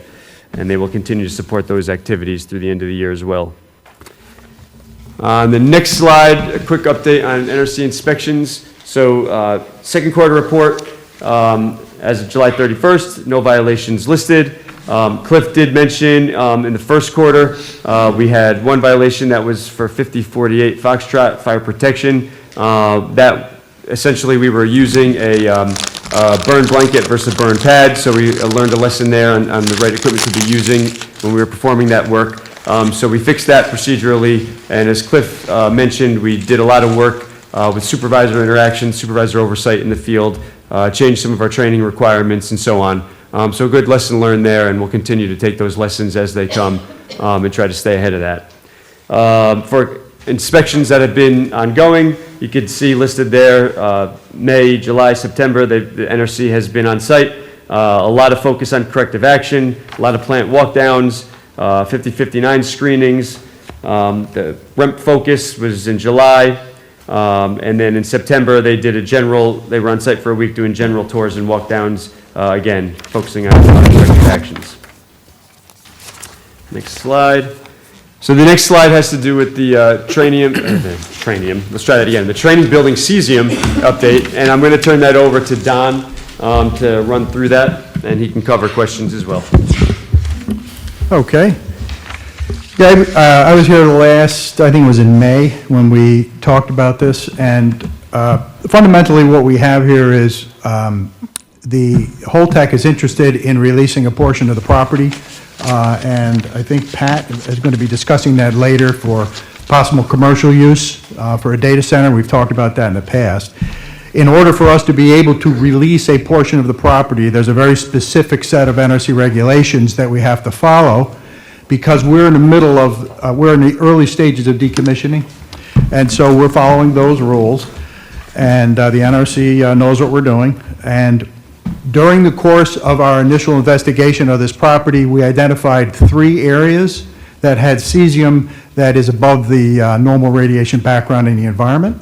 And so I'm not going to go into a lot of detail there because we already talked about it, but if you look at the top right picture, you can see a triangle and a square with a couple of dots in it. Basically, those are the areas that we identified initially. And what I'm going to do today is just kind of talk about the current status, what's the big next step that we're going to take, and then how we're going to finally work through complete remediation of the area and then pursue our release of the area with the NRC. So we talked about the area that we had about our discussion at the May DOB, and during that DOB meeting, we said we were going to excavate those areas, which we have done. We've completed that excavation. It's about 2,100 square feet in the combination of those 2 areas that you see there. We dug down to a depth of 2 feet. And the soil that was removed was disposed of in accordance with regulations as radioactive waste. And the reason we did the excavation was we wanted to gain some insights on soil type and some other information that we could use going forward to provide vendors to bid and give us a proposal for the complete remediation of the area. That's been done. The contract was approved in August of this year, and we're going to proceed now with the next phase. So the next step is we need to, and this is part of the expectation and the regulations, we need to fully characterize all of the area that you see there, not just the excavation areas. We're going to go out into the surrounding areas to make sure that we cover fully the entire footprint. And the goal of this is to create a 3D excavation map so that if additional excavation is required, we'll do it, okay? And we do expect that there'll be some additional excavation required, and we don't know what that's going to be until we go out there and do it. And the way we're going to proceed with that is we're going to be looking at the area, the aerial space and the depth, and we're going to use a combination of field investigative tools. One of the principal ones is we're going to use something that's called the geoprobe tool. What it is it's a tube that goes into the ground. It's going to go to a depth of 10 feet. It's a core bore, and we're going to be doing that all across this area initially with 30 samples spread out over the whole area. And from that, we'll create an excavation plan, okay? Once we have that, which we expect the information that we glean from all those samples, it's going to be quite a number, we should have all that information by December sometime, okay? We won't have the fully mapped out 3D layout for excavation, but we should be close. So that work will start in October, okay? The people are mobilizing, actually, probably in the next couple of weeks, bringing in their core boring equipment, and we'll proceed. Just for information, I mentioned the NRC approved methodologies. I talked about this the last time. There's a guidance document. It's probably this thick, but it's called MARSM, and it's a multi-agency manual that NRC and EPA collaborated on, and we're required to follow those kind of protocols for our sampling, how we delineate and ensure we get everything, basically. After that's occurred and we've got everything that we need to know, we then will excavate, okay? And the goal of this excavation is to get down to areas consistent with radiation background. In other words, it's free releasable, which is not any different than any other dirt around the Indian Point area. And we intend on proceeding with that remediation effort probably in the first quarter of next year. I say probably because weather will be a factor, okay? But we will excavate, and then once the excavation is done, all right, we're going to be left with various possibly holes, okay, and sections that need to be relooked at. Then we are required to go in and do something that's called a final status survey. I won't go into the details, but it's a very rigorous NRC prescribed process that says you have to do it in a random, non-biased fashion. You have to sample the entire footprint. And that's how we will ensure that we've met the goal that we've set out to be able to release the property in accordance with the regulations. I think one thing that is worth noting is that prior to us being able to release the property, we have to submit a report, we'll call it, to the NRC, okay, where we follow all the rules that are existing in that regulation, 10 CFR 50.83, of which there are a number of them. We've got to look at things like, is there an impact on training? Is there an impact on the emergency plan? Is there an impact on the radiological environmental monitoring program, off-site dose calculator, the whole plethora of procedural requirements and regulations we have to meet. We have to certify to the NRC that we're good to go with that. And with respect to this topic, the NRC will bring in an independent laboratory. They typically use, I'm not going to say they will, but they typically use ORISE, which is out of Oak Ridge National Labs, and they will bring them in as an independent reviewer to look at our report. They'll do their own sampling, their own independent analysis to make sure that our conclusions, that it is releasable, are correct. So the NRC has the final oversight say on whether or not we were successful in our mission. So in summary, we are going to characterize the whole area, get a 3D picture. Then we're going to excavate. We're going to make sure that we meet the goals that we have set forward that are required by the regulations, okay? And then we will excavate as necessary. We will validate with a very rigorous survey, and we will submit a report to the NRC that they will independently verify.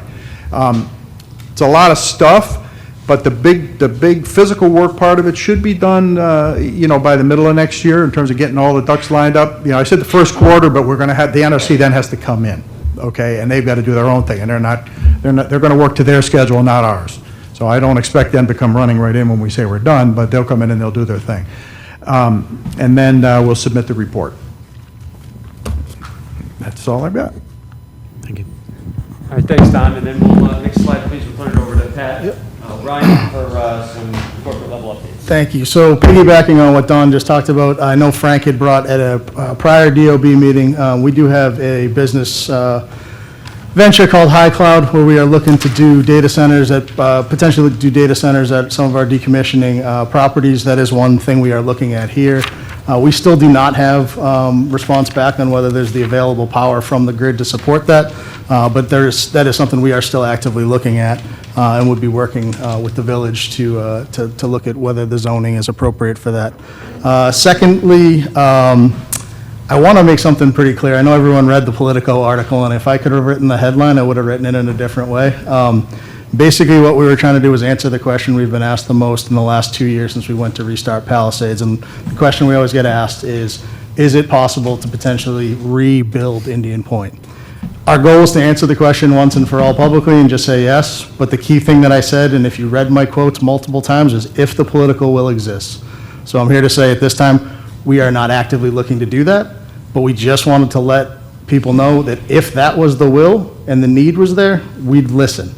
So I just wanted to leave that kind of note on the table.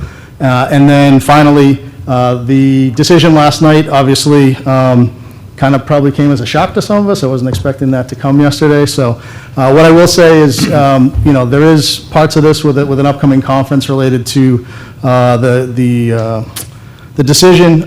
We're not looking to discharge in the near term right now, and we'll continue to work with all stakeholders on, finding a path forward on that. Obviously, prior to the law being passed, one of the things we had discussed was were there times that made more sense at a state level, local level, to do those discharges that would coincide with less activity in the river. So that's something we can come back to the table and look on. So we'll just continue to work with you on that, but just wanted to put that out there as well. Okay. That's all we have. Thank you very much.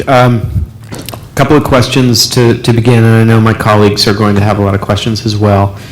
You mentioned the political will. I just want to sort of clarify. Yeah. I understand, that was your way of framing it, but I would frame it slightly differently, which is more from a regulatory standpoint. The Public Service Commission approved the sale from Entergy to Holtec, and in that proceeding, reviewing the sale, it included a number of parties to the proceeding, including all of the taxing jurisdictions from the village, town, school district, county, and it also included Riverkeeper, some consumer organizations. I think everyone in the case signed the joint proposal, we call it, the settlement, that was then evaluated by the Public Service Commission in approving the sale. And in approving that settlement, those conditions became something that we, as the Public Service Commission, can enforce. And so there's a regulatory mechanism that would review any proposal for a new reactor at the site that would cover what was being contemplated in the quote, I believe, in the political story.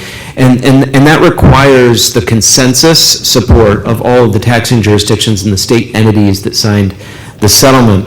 And so I just wanted to clarify, my interpretation of what you mentioned there is a regulatory matter, not so much a political one, although they are political jurisdictions. Well, you're 100% right. That is what I wanted to relay, was we know and understand what was agreed upon in the JP and who would have to sign off on something like that, so. Thank you. Yeah, Supervisor? Can I just ask you to clarify something? You just said that it requires a consensus support versus unanimous support. Well, every taxing jurisdiction has to support it. So it has Unanimous. to be, it has to be unanimous. Yes, each taxing jurisdiction has to support it. It's not a simple majority. You would have to get Correct. every single entity to sign off on it. Correct. Okay, thank you. For point of clarity there, Yes? within each of those entities, you don't need unanimous support. Correct. Okay, thank you. Okay. Okay. Yes, Richard? Just a quick, I just want to clarify, when you talk about restarting Indian Point, are you talking about restarting the old reactor or building a new reactor? Rebuilding what is there, so bringing in new parts, upgrades, yes. Guess who said this? you're past the point of restarting those, which include Indian Point, short of putting a new reactor in the reactor vessel. Who said that, Mr. O'Brien? It could have been me at some It point. was you. But, let's be honest, with time and money, anything can happen, Richard. Yeah, but And the what's question- been involved in this process, and something that we've proven at Palisades, is it can be done if you go down that path. Yeah, but it would be a new reactor, not an old reactor. No, So it would be, You would use existing equipment and add reconstituted parts, which is a rebuild. you just showed a slide where you said you'd cut up most of the reactor vessel. Again, you can reconstitute those parts, Richard. So are And you it's not the saying, vessel, it's the internals of the reactor vessel. It's a big difference, Richard. okay, are you saying then, just to clarify, that as far as Holtec's concerned, you would need no consent of the political parties to No, that's restart Indian not Point? what I said at all, Richard. I said, Okay. if the political will existed, which Tom clarified my comment, which is, if the parties in the JP that are required to sign off on nuclear going back on site wanted to do so, we would consider it. Still doesn't mean we'd do it, but we would consider it. Okay, so can I then just clarify then, you wouldn't restart the old reactor unless you met the requirements in this provision in the JP, is that correct? Correct. Okay. Correct. Thank you. I had a couple other clarifying points. I want to put a finer point on the last thing you said, Yes. given the court decision. That there is, I believe you said you're not looking to discharge at this time. Correct, So yeah. there's no imminent plan. No, we know for the a requirements as part of discharge. the MOU. There would be split sampling, so there's a whole process we've already There'd agreed be to. notification, we would get it. Correct. But again, Tom? there's no imminent plan for even notifying us. No, no. Mr. We know Chairman. there's an appeal period, and then there's the conference in October. Yeah, if I can just add, that there is a conference among the parties, I think October 9th. Yeah, something like that. And as you said, everyone is still digesting this. We don't know what the Attorney General will do. We've not spoken. I can't comment publicly because this is still active, but, they're just, as an observer, there's a chance this could go on or it could end. So, I think we all need to wait and let the process play out, however it's going to play out in the courts. I couldn't agree more, and I just wanted to hear that understanding from Holtec directly in public, and so I appreciate you clarifying, Patrick, and also Senator for your points. Assemblymember? Yeah, and just to add on to that, Pat, you mentioned that there was no, you kind of said it quickly, but because we know we have to do split samples, blah, blah, blah, timing, this, that, the other thing. I think, originally when you were talking about discharging, it was sort of not in high season, right, which is what you said, which is kind of coming up, right? I mean, that sort of would be now. So again, you're saying that you wouldn't do it now, even if it were to be quote-unquote allowed, because there's no plan in place, Yeah. or because you had other plans, or? No, it's just, we're not rushing to do anything. Obviously, like Okay. the Senator said, there's an appeal period if the Attorney General wants to go down that path. There's the conference coming up. There's no rush right now to discharge. We want to continue to work, and I think we were having productive conversations prior to the law passing about, something along those lines of potentially discharging in the off-season, so we can continue to work down that path. So, Okay. yeah, no rush. And just another follow-up to the Politico article and your comments, where I understand that,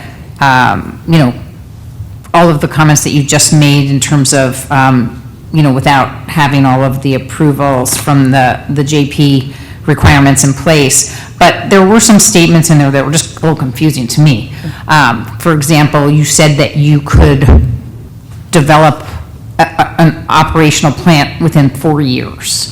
Where did that number come from? And there was a budget, I think. I was curious just where those numbers came from. Yeah, so based on the work we've done at Palisades, we have a rough idea what it costs to bring that plant up from where that plant had been in decommissioning. We were asked by, I'll say federal level, if it was to be asked of you, what might that look like for a time period and a rough budget? Looking at what it would take to reconstitute the parts that have been cut up that would need to be replaced. We did a rough estimate of about 4 years to get it back operational and about $8 to $10 billion. So that was kind of a rough rough guess at where we are right now as the plant sits. Now, as we continue to decommission every day, that may change, and really the point of the article was more to say, it's possible right now, there's going to be a point as we continue to decommission where that you've reached a point of no return, and it's probably in the next few years, but that was where the rough numbers came, was basically an ask at the federal level of what that might take to reconstitute. Yeah, because, I mean, I feel like, Richard, I think you said this too. I thought that we had heard that you were already at the point of no return a few times. So, I mean, to be honest, the way it had been communicated to me is to restart what was there, yes. You couldn't go back and restart what was there because of There's what no we had done. flipping a switch? Yeah, exactly. To reconstitute parts and rebuild the plant is still possible. So that's really building a new plant. It's not.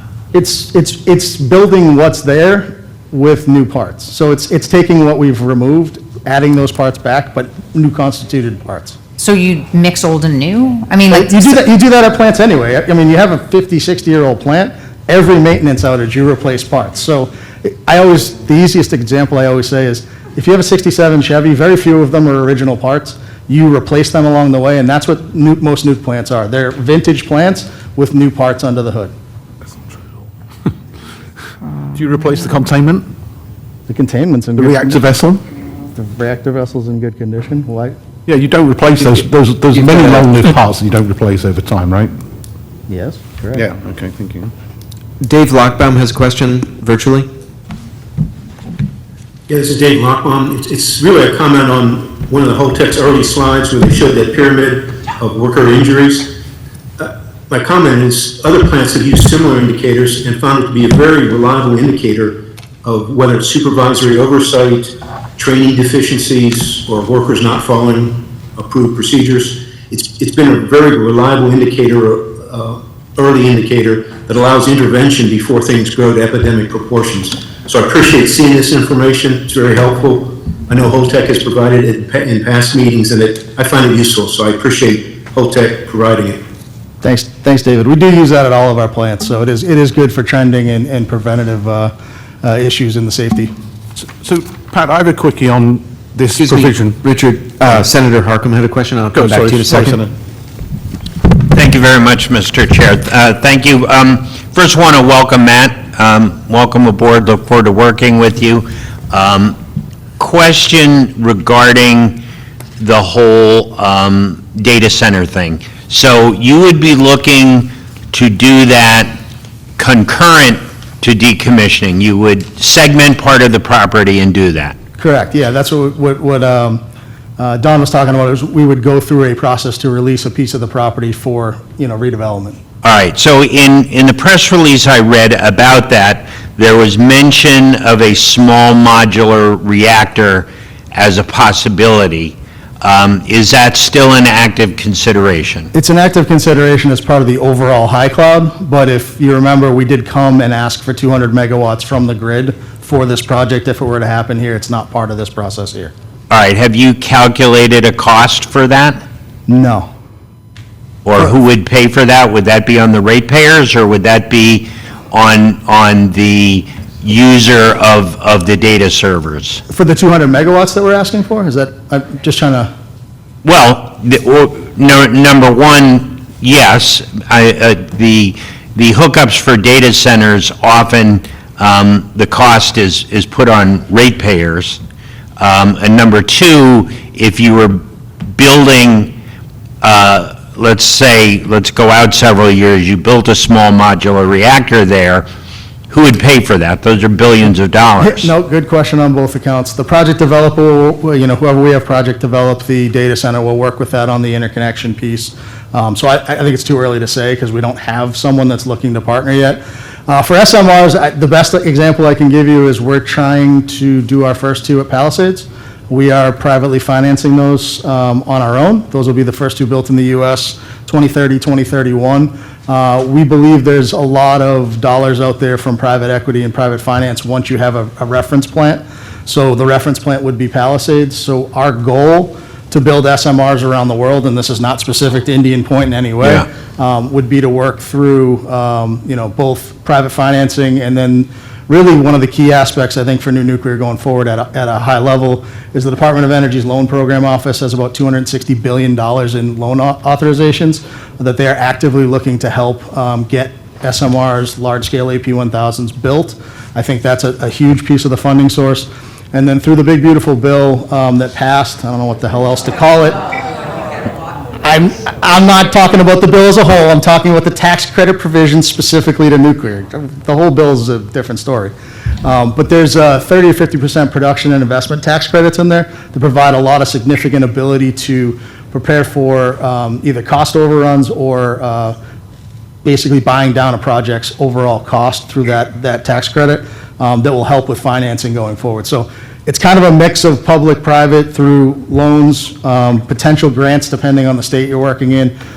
Michigan, when we did the restart, was about $300 million back to that project, but there are other states, New Jersey amongst them, that are looking at financing packages that can help incentivize new builds to increase nuclear in the state. I don't know what New York's looking at with the upstate plan for 1 gig if there's incentives there.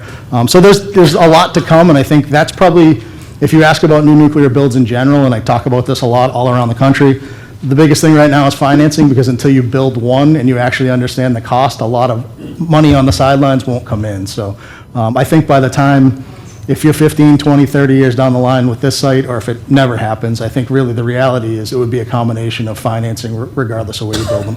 All right, so again, generally not specific to the Indian Point site. Sure. Private equity wants a return on their investment. Loans, interest has to be paid, so ultimately those costs go to the ratepayers. Depending on how you structure them, I mean, understand that, not everything is in a publicly, you could have straight sale to a data center, and a hyperscaler would look to buy 30 years worth of power at a premium. We did the Palisades restart with 2 local cooperatives, so it wasn't, strictly through the PSC process, it was through private co-ops that are nonprofits. So ultimately, yes, they are buying power for their customers, but they're buying it at a reasonable rate compared to, some of the other hyperscalers, what they bring to the table. All right, let me just switch gears for one second. SMRs take an incredible amount of water generally. Not necessarily. Our design actually can be air-cooled or water-cooled, so you can actually put it anywhere. So it's not necessary. These aren't like the old reactors that have to be next to a body of water or constantly drawing on a body of water. So the Coastal Zone Management Act, which really was the kind of death knell of the old plant, would not be a factor here? It's not an impediment. Again, if you go to air cooling, I think when we look at our design, it's more acreage. So instead of a 20-acre dual unit, 680 megawatt reactor, so 2 340 megawatt units, you need about an extra 5 acres on top of the 20 that you'd need for a nuclear island. So it's about 25 acres for almost 700 megawatts. All right, last question. I apologize. I know my colleagues have a bunch of questions, but in sort of the global sense, are you considering the factors that exist on the ground that led so many people to oppose the plant in the first place? Proximity to 2 fault lines, 3 high-pressure gas mains, and proximity to 20 million people. The question of whether the cost effectiveness of nuclear power aside, is that the best site for nuclear power? I understand your question. It's not something we're looking at right now. Our goal, like I said, is to develop Palisades. Our next project will be 4 units at the Oyster Creek facility in New Jersey. At that point, we're looking to build out an order book with other utilities. This is something that, if it were to come here, it's probably way down the road, not something that we're actively looking at. It's something similar in Massachusetts where, I cut my bones working in an active plant.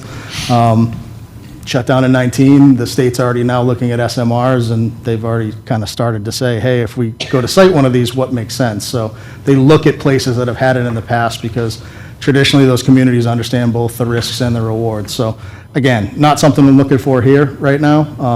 Have other priorities, and at the end of the day, really, we're not looking to be an operator. What we are is a manufacturer, so we would love to find utilities that are willing to buy our SMRs that are built in our factories, deploy on site, construct, bring to power, and then transfer. All right, thank you, Mr. Thank Chair. you. I'm going to go to Superintendent Trombley, then to Richard Webster. Tom Carey online has a question, and then to County Legislator Ulai. Thank you. Superintendent? With reference to the high cloud, do you have any idea of what the assessment structure might look for that, if it does come to fruition, based on what happens in Palisades, or if anybody around the table? I don't offhand. We haven't gotten that far down. I know it was a recent announcement, and it's kind of more of a general announcement. But no, I don't have it offhand. I'd just like to make a comment. Since it's located within the Village of Buchanan, it would be under the zoning of the Village of Buchanan, and whether the Village of Buchanan Board will allow that. And before that would happen, we would look at the assessment and what the benefits would be to the village. Thank you, Mayor. Richard Webster? Yeah, I mean, I find this quite interesting because, of course, I pick up the paper or I turn on my computer and an article comes across the thing saying Holtec's talking about restarting Indian Point, right? And I think, wow, that's surprising because Pat O'Brien himself told me that couldn't happen. But I guess the more I hear about it, you're like saying, well, it's going to not be for a long time, it's not really very certain, So why did you go public with that article? Because 2 weeks prior, in Politico, there was a whole story by Marie French as well about the ghost in the grid, which talked about the, I'll say, preemptive decision to shut down Indian Point when it still had life in it. So it's been the question, again, that we've had the most in the last 2.5 years is, as we now come very close to restart Palisades before the end of this year, is, well, what about Indian Point? Can you do Indian Point? And we're getting that from every level, whether it's, I hear it locally or I hear it at the federal level when I'm in DC all the time. Yeah. We're answering the question. Shouldn't the answer, but you've answered the question before and it was no, right? Yeah, because I couldn't restart the plant. I can rebuild what's there. You can build another plant there, sure. So to go back to the joint proposal, right? It says Holtec agrees it will not propose the siting of new nuclear reactors at the site unless the local entities agree, right? So what, that word propose, how do you interpret that? File an application. With whom? You would have to go back to the NRC to go through the process to remove it from decommissioning like we just. Yes, We would have to go back to the NRC like we did with Palisades to go back and go through the process regulatorily to restart or repower or rebuild, whatever you want to call it, the plant, which would then propose something. Okay, so to be very clear, you won't file such an application until you have unanimous consent of these entities that are listed. Yes, we will in follow the JP. terms of the JP. Okay, Yeah. well, you said something a little more before that. But your statement before was that you wouldn't restart. We're not looking to do this. We're not looking to do this. We're just answering the question.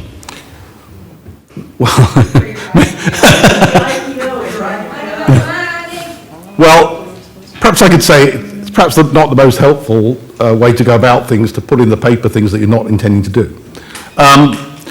Let me just say on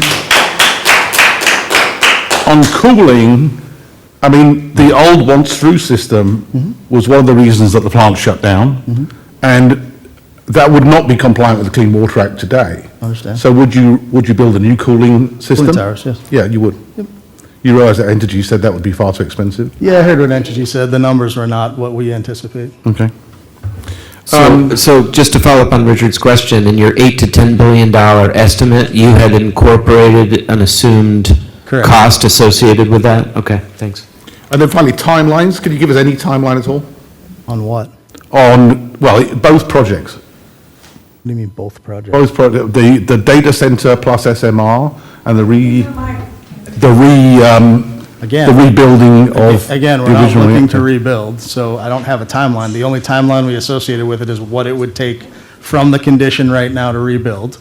And then data centers, we're actively looking for partners, but nothing in writing, nothing under agreement, so I don't have a timeline on that. Okay.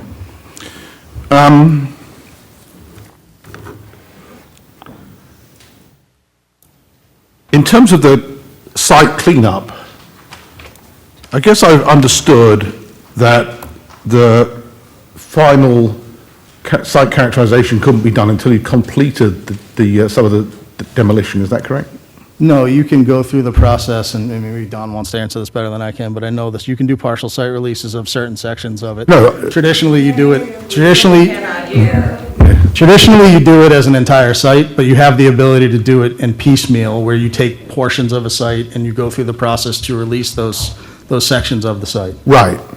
But for the sections of the site where there's buildings that you can't demolish, or there's buildings that you have not demolished yet, don't you normally wait to demolish those buildings before doing characterization? Do you?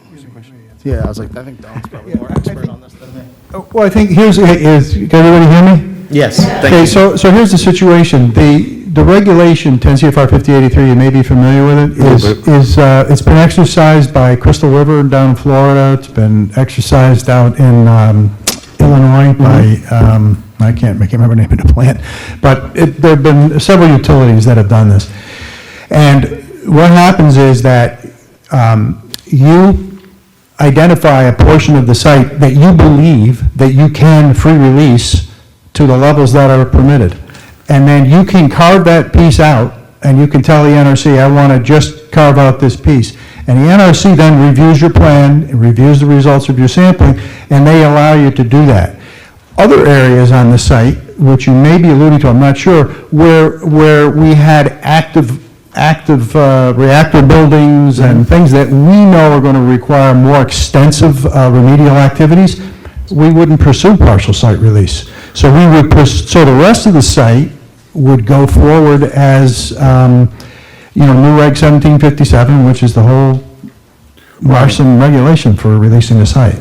So I'm just trying to understand how this interfaces with building new things on the site. So for the area that you've gone through partial site release, I understand it's not really a problem, right? Right. But if you wanted to build new things on the old site, wouldn't you have to clean it up first?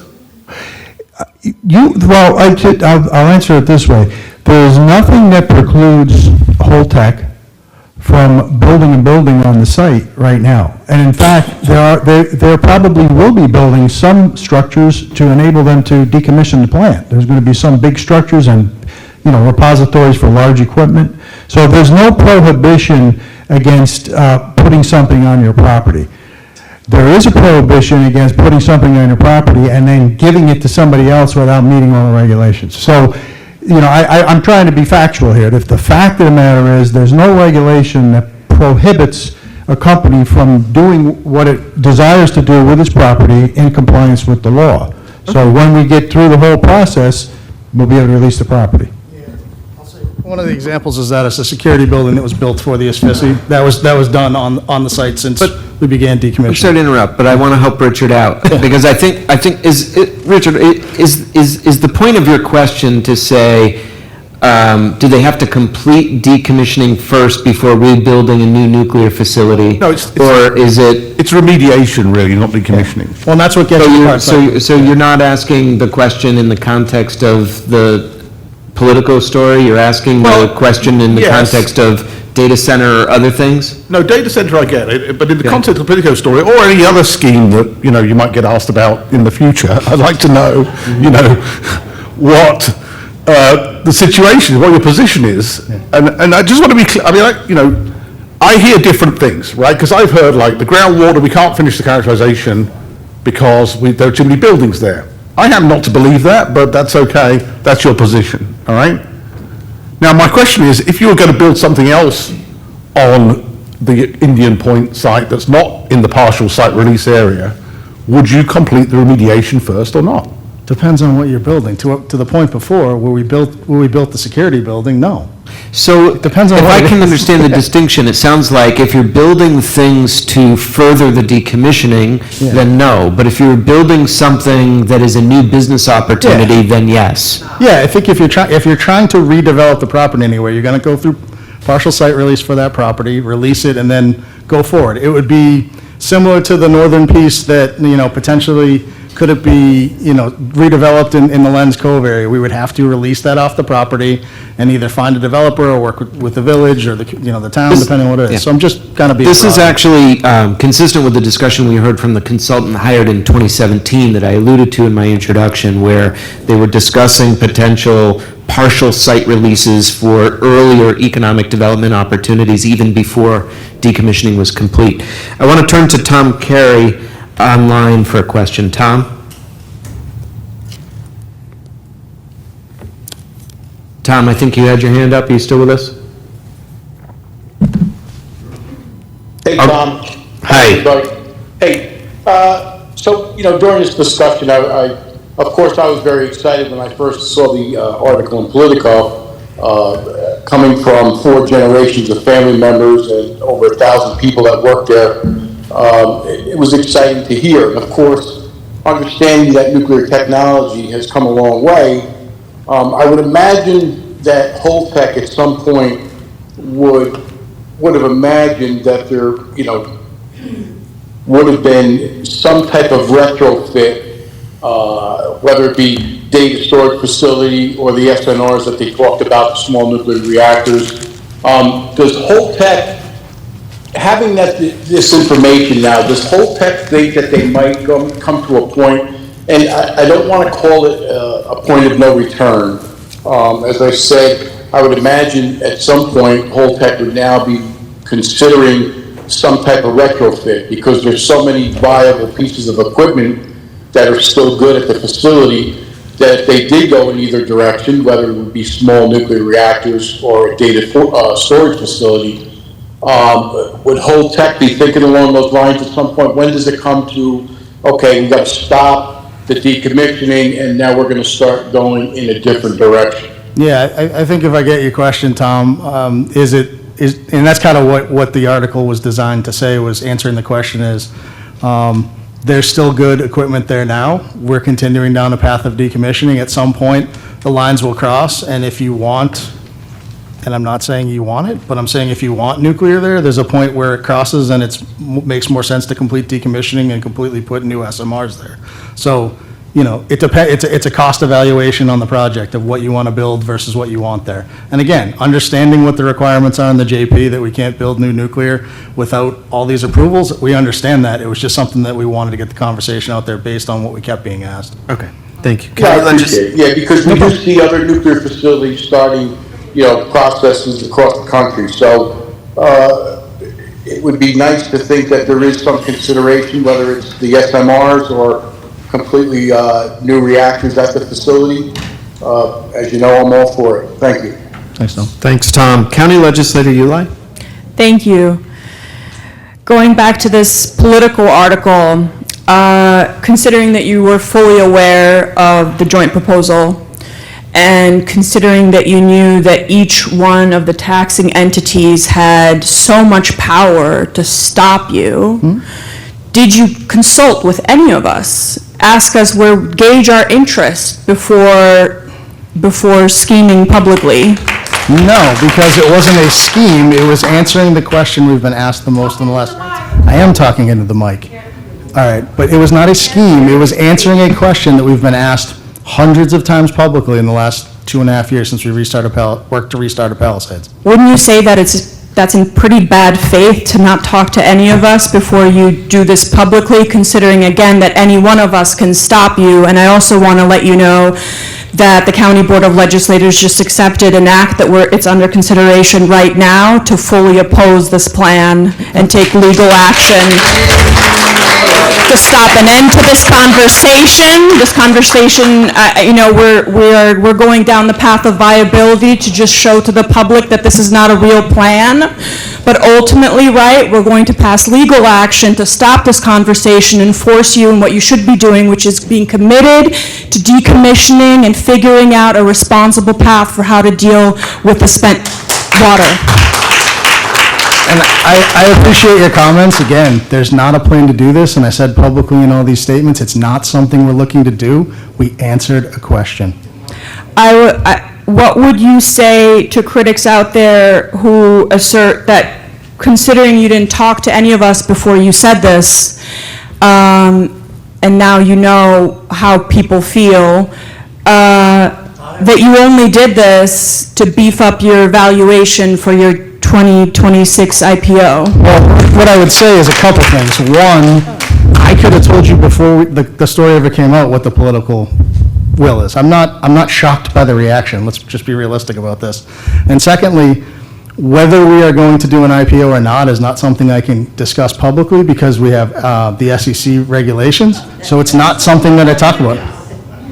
No. Okay, I'm just, time check. We do want to get to a public statement hearing, but I have 4 more questions I'd like to limit to those 4.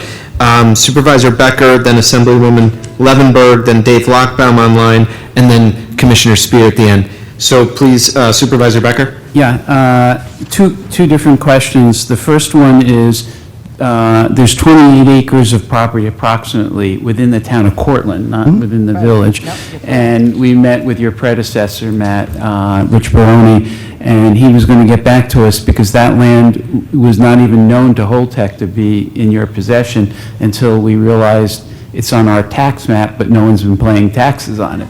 So, and that was in oversight during the transfer. I'm not pointing a finger, but the town has really asked and made several attempts to acquire that property, and we never get an answer back, even though it was never used by Indian Point or Holtec, and the town could really use it for parks and other uses. So that's just a comment, if you can get back to us on that, at least have a negotiation discussion with us. Yeah, we'll take that back. And the second thing is, I want to get back to the cesium question, because...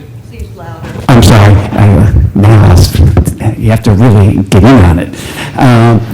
The second question has to do with cesium, because I believe you said at the May meeting, or someone did, that there was no idea where this cesium came from. It was discovered by you guys as you were taking down one of the buildings. So I know you don't have any involvement in it, but it disturbs me that someone somehow released all this cesium, whether it was an accident or intentional. You didn't know about it, the NRC didn't know about it, the public didn't know about it. Why isn't there an investigation going on where the heck this stuff came from and who's culpable? Someone is liable for a radioactive spill that went unreported. The most... Okay, I'll speak to that. Holtec, I'm not an employee anymore, but I'm a consultant, and I was involved in helping them investigate this. This has been investigated by Holtec. We've looked at all our records. We have been unable to determine how it got there. I can tell you this. I have over 40 years of experience in nuclear power, and I am an expert in radiation detection and protection. And I can tell you that it is not unlikely that many years ago, a prior owner probably dug some dirt up from an area that they couldn't detect with the technology that they had. And they put it somewhere, not that they shouldn't, they just put it there. And so we have the technology to find it, and we did. And that's what the NRC requires of us. So our job is to do our best to determine how it got there. We can assert with absolute confidence that we have owned the site with a security perimeter since I started in 1982 as a summer intern, okay? Nobody gets on that site. So it's there, we know about it, and we're going to clean it up. And I think that that's our obligation. I can also say that the present owner of the company, which is Holtec, is doing their due diligence, and Holtec found it. It's not their stuff. No, I acknowledge that Holtec had nothing to do with it getting there. And in fact, I compliment you for finding it and taking it on the responsibility of mitigating it. But I still find it bizarre that we don't know who is responsible. You know, we go after major corporations for contaminating the environment. Someone should be held liable or accountable for this. So the reality is when we acquired the property, we took the liability to clean it up. And we took that off of Con Ed, NYPA, Entergy as prior owners. It is our responsibility regardless of how it got there. It's our job to clean it up. So it really is behooving of us to identify these issues that might not have been documented correctly by previous owners, and just continue down the path to clean it up. Assemblywoman Levenberg? Like Don, speak. Hold on one second, Tom. One other point that I can make is that there are ways to age radioactive material. There are techniques, mathematical techniques that can be employed, and we've looked at this material. It's very, very old. Okay, it goes back probably, I'm going to say, more than 30 to 40 years that it's been there.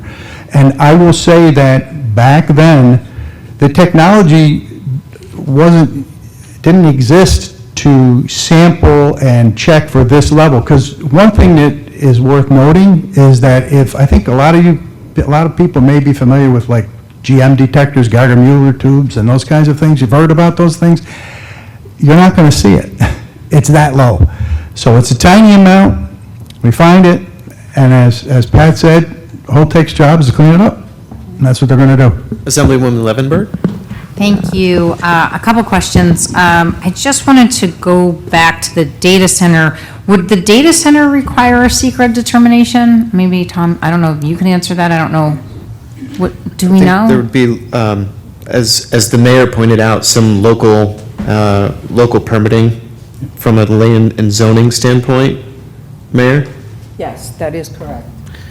But again, yeah. And then I don't know if any of our attorneys on the panel want to opine? Yeah. Unless it's a listed exempt action. Type 2, I think, which it isn't, so. His answer was unless it was denoted as an exempt type 2, which means negligible environmental impact. Right, that's right. But I'm sure it isn't. I'm sure a data center of any size is going to be subject to secret.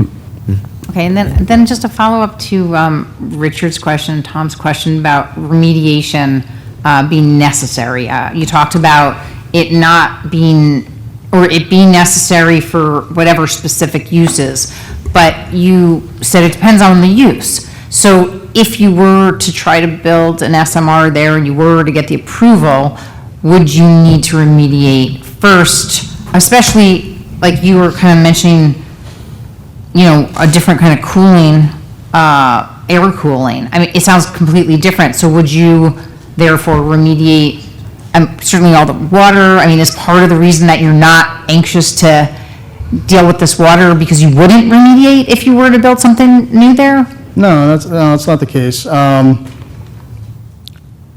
Honestly, it depends on the use of the property. So if it's an allowed use under the zoning, if you were to build new nuclear, because it was allowed, I'm not saying JP aside, you would look at what you would need to remediate to site what you're going to put there. You may not, based on where you put them on the site, remediate what's under there because it already meets background levels. It might be an unimpacted part of the site already. You would then, depending on what you're reusing, those pieces would stay. And I'll use an example of some of our other sites. Excuse me. The switch yard's on the side where we're doing the decommissioning. The switch yard, while the land under it is still owned by us, it's leased to the grid for 99 years. That remediation won't occur until that grid is, until that switch yard is no longer part of the grid or no longer necessary. So you would basically delay that demolition remediation until it's necessary. Okay, you also said you needed an additional 5 acres to what you have, is that 20? No, not, what I'm saying is when you're talking about the footprint of our SMR as Yeah, designed, if you got it. wanted to air cool it, Yeah. you would add probably 5 acres for the air-cooled condenser. So it just takes up a little bit more space than what was designed for like watered cooling towers. Okay, and then you mentioned a couple of times that somebody at the federal level was hounding you about reopening the site. Can you be more specific? It wasn't hounding, they asked the question, because they're asking the question, I think, of everyone that has a closed, shut down, or decommissioned site, but. Who's they? That's the question. Department of Energy. Department of Energy, okay.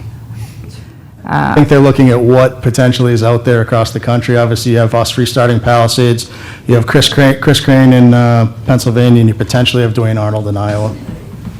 All right, and then, I mean, the only other thing I just want to point out is that I know that, you know, you're in the business of building these SMRs, right? And then you're talking about you would, hopefully somebody else would operate it.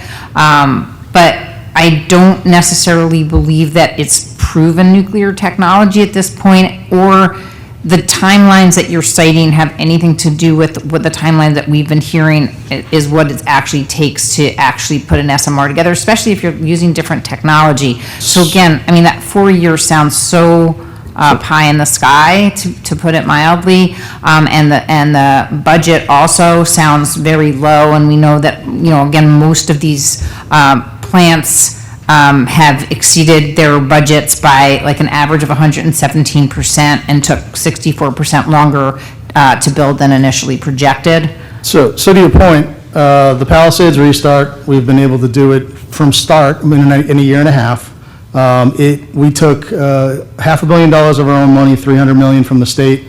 We took $1.5 billion loan. Currently, we've taken about $500 million of that loan and project to be somewhere around $750 when we're done. So we're going to be on time, under budget significantly, probably by a third, to restart that plant. So the numbers aren't completely out of whack. When it comes to SMRs, what I will say is our design is proven technology, because what we are using is a pressurized water reactor that the U.S. Navy technology has proven for the last 60 years is the most reliable. It has enhanced safety systems, but it is technology that's proven. It's the modular design. Our license application will go in with the NRC at the end of the year for the Palisades site. They will be constructed in parallel through the Part 50 licensing over the next 5 years with licensing. So you'll do Part 1 application end of this year, 2027, Part 2 will go in. We'll have an operational design and license in 29, and those reactors will come online in 2030, end of 2030, 2031, more realistically. So that's not a year and a, you just said a year and a half. How's that a year and a half? Restart, it will be done in a year and a half from when we got the money and went forward. So the actual 800 megawatt plant that's there now will be back online by the end of the year. The 2 SMRs we're building at that site will be 5 years on the line. I see. I think I want to just make sure there's clarity in that back and forth. There's a difference between restarting the existing facility or rebuilding, in the case of Indian Point, and SMRs. Because your question sort of suggested that the $10 billion estimate on the restart was with an SMR. Correct. And that's not, Yeah. that's not what's being proposed, or not proposed, what's being floated. Answered. Or however you want to Tom. talk about it. Answered. Okay, so again, so back to, so just, thank you for the clarification. So if it weren't to be an SMR, you would just be using the same type of cooling that was being used before, because it would be a quote-unquote restart. No, an SMR separate, rebuild would be what's there. That's what I'm saying. So that, SMR would be a separate build with its own, well, again, rebuild would include cooling towers. That's what Richard and I were going back and forth on earlier. An SMR you could do with cooling towers, or you could do it as air-cooled as well, based on our design. But you could not do SMRs with ones through cooling, No, it's not our design. because that's not allowed under the Clean Water Yeah. Act. And it's not our design at all. So, but yeah. if you were to do this restart, which you're claiming would take 4 years, Yes, that is not an SMR. no. And it would be using the same kind of cooling that was the subject of all of these, of what sort of generated this initial closure, which you said it wouldn't be an issue. That to Senator Harkin's question, you said the new Coastal Zone Management Act wouldn't come into play. No, I said it would be with enhanced cooling, which would be cooling towers. If we rebuilt the plant. The I ones that believe if built- we went back to the transcript, you said something that to the effect of, it may not come into play if you employed your air cooling technology. Yeah, probably what I said. Thank you. And so air cooling technology could be used with a rebuild, not just with an SMR? No, Dana, Oh, sorry. Dana, the It's a SMRs, big mishmash, okay. SMR separate. I hope I'm not the only one who's there's confused. 2 different proposals, okay? Yeah. There's the SMR, Uh-huh. that's the one that can have air cooling. Gotcha, Then there's the rebuild, I understand. that's the one that, Would you know, take 4 years, only 4 years. well, wait, but that's the one that could have, that's the one that would have the enhanced, the closed cycle cooling system. That'd be a water-cooled, closed cycle cooling system. Whether it would take 4 years, I'll ask Pat to. Well, that's what we projected. That's what I projected, and you're saying with the closed circuit cooling system, it wouldn't be impacted by the Coastal Zone Management Act? No, because we still have the active speedies permits for drawing water, correct? He said they still have the active speedies permits. Am I right? Ryan, you can tell me if I'm wrong. Let me just clarify here. So the Coastal Zone Management Act, if you propose an action in the coastal zone, it is subject to Coastal Zone Management Act review. I think the point you're trying to make, Patrick, is that if it is air-cooled, the impact of the project that you're proposing for the coastal zone would, according to you, Patrick, likely be less than it would with a water-cooled. I totally understand that, but we're mixing and matching. Because on the one hand, Patrick is talking about these SMRs with the air cooling. And on the other hand, the question was about restarting what's currently there, which he said would not be an SMR. And he was quoted as saying it would take 4 years and $10 billion to do it. So he's saying, on one hand, the SMR technology is much less expensive, much faster, but on the other hand, he's saying that they could get this, the old plant up and running, and with the closed circuit cooling, which is not air cooling and would be subject to the coastal zone management. I just want to be perfectly clear, there's two different things that we're talking about here. I haven't said that SMRs are less expensive than a rebuild, because to match what you have there, which is 2,100 megawatts, you'd need 6 to 8 SMRs. Microphone. To match what you had there at 2,100 megawatts, you would need 6 to 8 SMRs. So it's a different number for new construction that is significantly higher than the number we have said for a rebuild. I want to get to I feel like I mean the point, that there's a lot of confusion because what the questions that you answered from Politico were really about one thing. SMR is a completely different thing, would require a different set of regs. You need to go back to the NRC to get approval, in addition to getting approval from all of the joint signers to the joint proposal.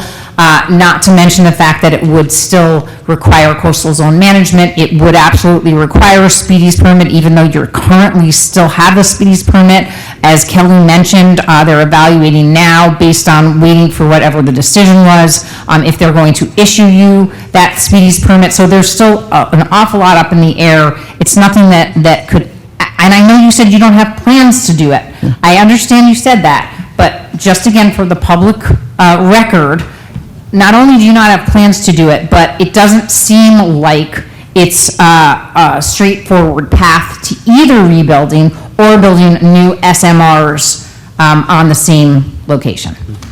Just to clarify, from what I understand you just said, and the answers to the questions that I asked, and others. And if I may jump in, I'm sorry to jump in like this, but I just want to build upon what Assemblymember Levenberg is saying, and that is the state review would not be only limited to a Coastal Zone Management Act review. For either proposal, if it were a proposal, DEC would have to determine what permitting authority and what permitting jurisdiction we would have, depending on what the specific proposal is. And any agency that had permitting jurisdiction from the municipal level to the county level to the state level would need to review those proposals under the State Environmental Quality Review Act in addition to their permitting jurisdictions. Really helpful, and thank you, Assemblymember, for clarifying through those questions, and to Kelly for helping. I want to move now to Dave Lockbaum online, and then Commissioner Spear, and then we'll move to the public statement hearing. Dave? Dave, I think you had your hand up. Yeah, well, bring it. Dave Lockbaum, you might be on mute. Okay, I'll move to Commissioner Spear. Thank you, Mr. Chairman. I actually have a statement from Westchester County Executive Ken Jenkins that I'd like to read. As the Westchester County Executive, my number one job is the safety and security of our 1 million plus residents. Let me be clear. Westchester County's position on nuclear reactors at the Indian Point site is a hard no. According to a September 10, 2025 article in Politico, Holtec stated Indian Point could be restarted at a cost of $10 billion. Pursuant to express language contained in Section 4, Paragraph C of the joint proposal regarding Indian Point decommissioning and site restoration signed on April 14th, 2021, quote, Holtec has no present intention to site a new nuclear reactor at the site. It agrees it will not propose the siting of a new nuclear reactor at the site unless the local governmental entities, towns, village, school district, the county, and the state agree to support or not oppose such an application, unquote. Westchester County will not agree to support and will oppose any application for nuclear reactors at the Indian Point site. We need to just move on. Columbia University found that Indian Point sits on not one, but two fault lines. Anyone who has traveled on a weekday during rush hour on Route 9A or the Taconic State Parkway understands that evacuation would be close to impossible. The next option is to put duct tape on windows and doors and take a KI pill. Entergy decided to close Indian Point after losing a lawsuit to Riverkeeper to develop an alternative discharge system due to impacts on the Hudson River ecological environment from heated discharge. If you were building a new nuclear facility today, the Indian Point site would not be an option. Restarting a nuclear facility in such a vulnerable location is not only irresponsible, it is dangerous. I have sent an act to the Westchester County Board of Legislators, thank you, legislator, encapsulating into law our county's strong opposition to nuclear reactors at the Indian Point site. The reality is that New York State has access to affordable, clean, and environmentally conscious alternatives, solar, wind, geothermal, and hydropower. I support Governor Kathy Hochul's energy initiative that wisely excludes New York City, Long Island, and the Hudson Valley. There are 20 million people who call those areas home. The risks are much too high. 11 years after its, even years after its closure, we continue to see the consequences of Indian Point. Inspections have identified radiological substances in water and soil. These findings remind us that the dangers of this site are still present. We went through this once, we are still feeling the impacts, and we will not go through it again. Let's be very clear about Con Edison. The rate increases our residents are experiencing has nothing to do with supply issues or supply charges. It is entirely because of delivery charges. While families are struggling, paying more every month, the CEO of Con Edison made nearly $15 million in 2024. That is outrageous, and it is because of the delivery charges. The federal court decision yesterday stating federal law preempts New York state law regarding discharging water from Indian Point into the Hudson River makes it even more imperative to be clear about Westchester County's position on nuclear reactors at the Indian Point site. For all of these reasons, Westchester County opposes a nuclear reactor at Indian Point. Thank you. Thank you, Commissioner. Thank you. Tom, I'd like to now move on to the public statement hearing portion of the meeting. Would you want to say a few words about the procedures and take us through it? Absolutely. While I walk through the procedures, Tina Volz-Bongar, you'll be the first speaker, followed by Jacqueline Drexler and Susan Van Dolsen. So attendees will be called in the order in which they registered, starting with those participating in person. Those who are unable to speak this evening will be directed to additional opportunities. It's on subsequent slides. To provide a fair opportunity to speak, there will be a 3-minute time limit. Please keep an eye on your screen. There will be a 3-minute timer, and I will provide a reminder with 30 seconds left. With that, Tina, you're up. Hi, I'm Tina Volz-Bongar. I live in Peekskill, New York, and I'm here to deliver some news from the Court of Public Opinion. The Court of Public Opinion asked Kelly Treese, Chris Singh, and this other gentleman on a petition to stop the 1 million gallons of radioactive waste being dumped in the Hudson River. 446,476 people signed that petition to Kelly Treese. and Holtec. We have never received any answer to those jurors in the court of public opinion about this. I want to thank our legislators for being responsive to the public.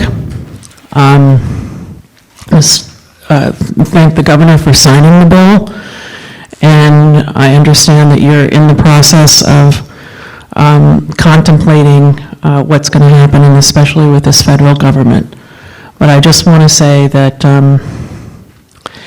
it's a heavy load that we carry in this community for environmental waste. And we're an environmental justice community, and it's obvious that, anyway, that we receive a lot of environmental pollution because of the status of some of our public. And I just, it's so big and it's so heavy, this whole thing. And the fact that we have these casks that really might not be designed, we don't even really have that confirmation from Holtec. But the NRC said that this design was not what they approved and not what they looked at. And, you know, it's just so unfair. It's just unfair and wrong and morally wrong. So anyway, thank you for letting me speak. Thank you. Thank you. Jacqueline Drexler, followed by Susan Van Dolson. Oh, I'm too short. Okay, so hi everyone, thank you for this opportunity to speak. In Holtec's High Cloud press release, Holtec claims they have water for cooling. They have water for cooling, not necessarily so. At many nuclear power sites in the country and around the world, nuclear power facilities have to shut down power when waters get too hot to cool. The temperature of the Hudson River has risen at certain places and times. All of the waters that cool power plants, lakes, rivers, and oceans are getting hotter. Between storm surges, flooding, droughts, jellyfish, nuts from squirrels, and bird poop, nuclear plants have to shut down. Indian Point cannot be rebooted. It cannot be rebuilt. What Holtec is proposing is outrageous. This is not a reboot or a rebuild. It is a brand-new reactor for $10 billion, and we know that the costs will go up, just like the Vogtle plant in Georgia, where the ratepayers are paying 24% more on their energy bills. Mr. O'Brien stated in the Mid-Hudson article of September 14th that it can be restarted. In the Politico article of September 17th, Holtec says, and I quote, "If the state, which is most likely the Hochul administration, and the federal government, which of course I hadn't here, Department of Energy, supported it with financial and legislative support, then we could do it." That is what Kelly Trice said. This is ratepayer and taxpayer money. By the way, the Palisades restart is just one of the most horrible things in the world. What Holtec does is they buy properties for decommissioning, and then they turn around sometimes 2 weeks later and try to become operators. We still have the issue of the Enbridge gas pipeline landing at Indian Point. In 2018, former Governor Cuomo's risk assessment on the 42-inch high-pressure gas line came out. It stated that that pipeline should be shut down during decommissioning. It wasn't. Enbridge is moving ahead with their plan to expand this pipeline's capacity, pushing more gas through and faster. High-level radioactive fuel stored on site in crappy thin-walled Holtec manufactured canisters is at risk from terrorists and from fire. Should there be a leak or fire at Indian Point, will have a huge blast radius. It is a huge fire hazard. The idea of new nuclear begs the question, are you all crazy?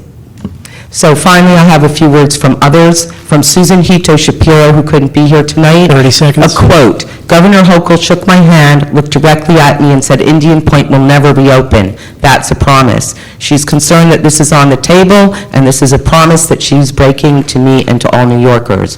New York State Senator Bill Weber, whom I met with, adds that he remains very concerned regarding the information in the news about Holtec's plans for more nuclear at Indian Point. And New York State Assembly member Chris Ekus says this: "The prospective reopening or recommissioning of Indian Point facilities would come at a financial cost to Hudson Valley residents and risk further contamination of the Hudson River. For that reason, I'm opposed to the concept, and my office will continue to monitor the situation should there be further developments." Thank you very much. Thank you. Thank you. Next is Susan Van Dolson, followed by Susanna Glidden. First, I didn't really prepare anything because I want to thank our legislators and our county executive for all the responsiveness toward the public. It's been, I am just disgusted by this entire situation because of the fact that clearly the gentleman, he's now gone now, where is, oh, there you are, Pat, clearly is mocking us or making a joke of it in a funny way by saying, oh, it's just an answer to a question. These are people's lives, and it's not funny to us, and it's not to be taken lightly that you throw out a statement and then back away the way you are tonight. You're basically backing away and saying it may never happen. Why would you say it to the public then? Why would you do that? There's no good reason. And you're backing away to the point now where you're saying, well, it may never happen, it could take many years, there's going to be Palisades and Oyster Creek and a few more other ones, then maybe Indian Point, but then you're also decommissioning it, which is your job, and saying it'll hit a point of no return. So it clearly is folly, which is a word I had used before, and I do not feel like you should be doing this with people's lives. And that's pretty much all I have to say.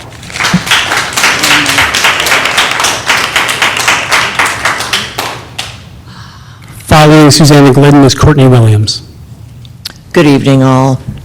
Thank you. Thank you, legislators, and thank you, Ken Jenkins. Data centers financially benefit really only the big billionaires creating them. Elon Musk, Larry Ellison, Mark Zuckerberg, Jeff Bezos, Larry Page, Sergey Brin, and the like internationally, while we foot the bill as taxpayers subsidizing building them and as ratepayers running them, while we pay greatly increased rates. Not only a huge amount of electricity is needed to power data centers that run these computers, but if it's air-cooled, that'll mean more electricity to cool them. If it's cooled by water, well, that's the Hudson River. And if it's using the once-through cooling system, it returns the water much warmer to the river, killing fish, impacting the ecosystem, and potentially creating another big algae bloom, like the one from Kingston to Hyde Point right now. They have a terrible smell, a green sheen over the water. They smell like rotten eggs or septic, and from the breakdown of the cells, and the toxic mess is unsafe for swimming, for fishing, for paddling. So it would definitely impact tourism and our economy. I'm not going to address rebuilding the big nuclear plant. It just seems unfeasible in cost and in time. I want to turn to the unwanted SMRs, which remain pretty much a fantasy. They've never been actually built or tested. The proposed Holtec 300 is only slightly smaller than a nuclear conventional plant, and they generate, these SMRs, even more waste than conventional nuclear plants that we still have no solution for, even with the currently federally spun turning the waste into fuel idea, which has been tried for decades and been an abject failure. And guess what? If they use the highly enriched uranium... 30 seconds. with uranium-235 levels of 20% or more.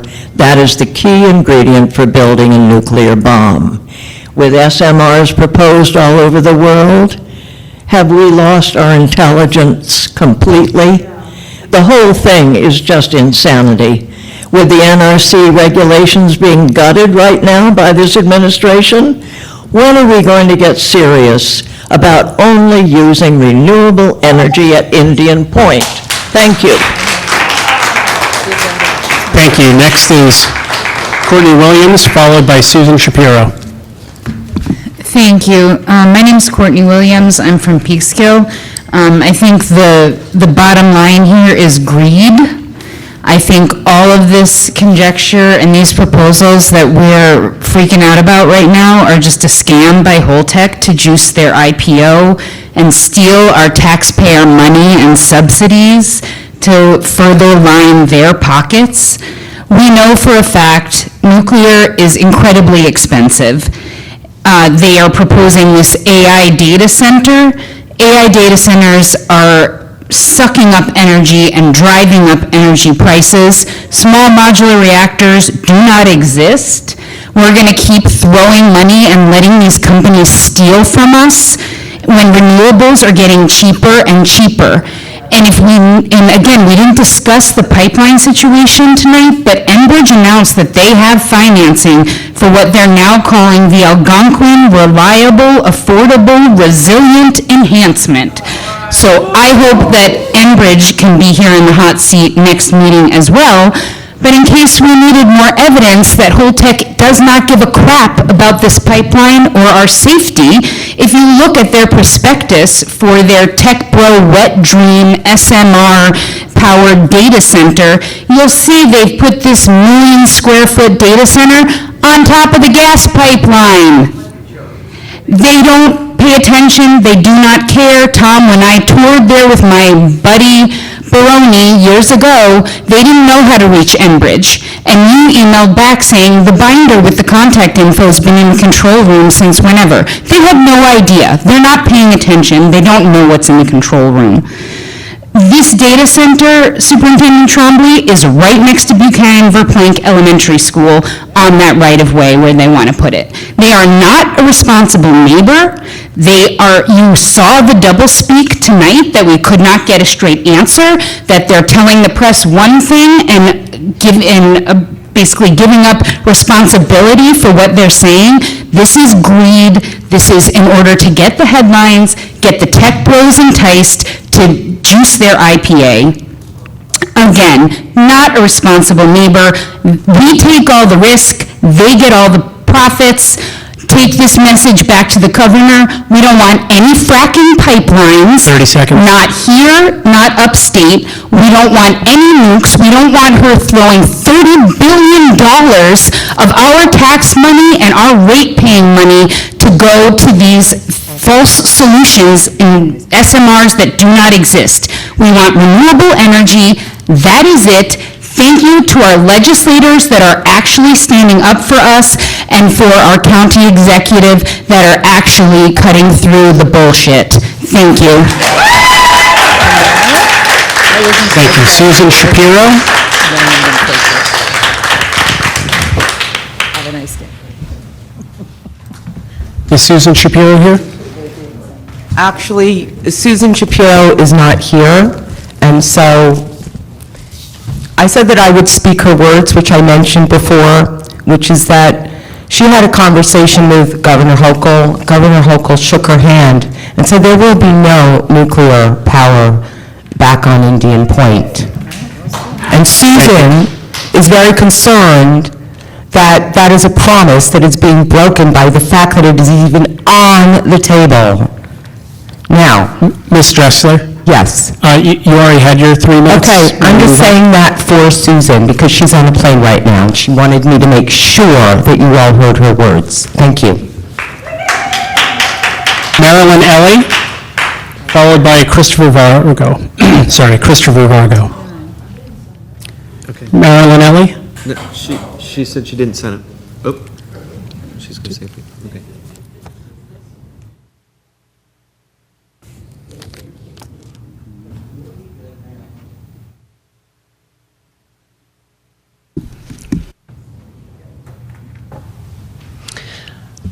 to acknowledge all of my compatriots here and what they've said. They've covered the facts, and they are the facts. This is such a repeat of history. I looked up, in preparing for this meeting, I looked up some of the things that I wrote, and the date line on it was 2015. 2015, and here we are again, and it's the same thing. So I am here to encourage those of you who are on this board to know that even if there's a lot of misinformation being circulated about nuclear power and restarting Indian Point, I want you to recall, if you were here, or maybe take a look at some of the old clips if you were not here, nothing has changed about nuclear power and what it does to the river and what it does to our community. And I want to really remind you that you are the Decommissioning Oversight Board. That's a rare title for most of the community boards that are working with nuclear power. Oversight. I hope that you take that term very seriously, and I hope that there could be some clear statements in regard to what we heard here tonight, clarifying the differences between restarting, rebuilding, what would happen with the large reactor and the SMRs. Most people don't understand that. And I listened as carefully as I could, I still do not have any idea about the design and model of that SMR. Air-cooled? Well, could we have some more details? What's it take to run? Is there an NRC approval? No, there's not. So give me something here that I can look at and not toss out something to people who want to work, the unions, who want to work, and I am a union person. Of course they want jobs. Of course we want the best for them. But why put this out in such a teasing, provocative way when, as has been mentioned here, all of the opposition has to meet going forward. So I think Holtec has really done us a disservice with their press release. Tom, you mentioned floating. I have 31 seconds left, I see. You mentioned that they were floating an idea. Nuclear plants don't float very well. And what they are talking about, I think, was designed to rile up union people who sometimes, yes, see their job, and do they see past that job? I don't know. I mentioned at the press conference something about right livelihood. It's a term, it's a Buddhist term, really, and it goes into how you do your work and how you live your life through the whole time. Right livelihood means that you look at the results of your work and can tell your grandchildren, yes, I'm proud of what I do. So I would just say for people working here in the DOB, please consider your job as right livelihood and do the best you can. And I would say to those who want a job, I want a job, yes, but is it really right livelihood if you are handling high-level radioactive waste over to your grandchildren? And I'll stop there. Thank you. Thank you. Christopher Vargo, followed by Deborah Porter.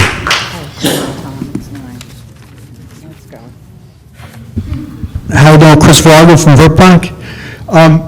Superintendent Tromley, I really feel your passion in your voice, and I feel for you.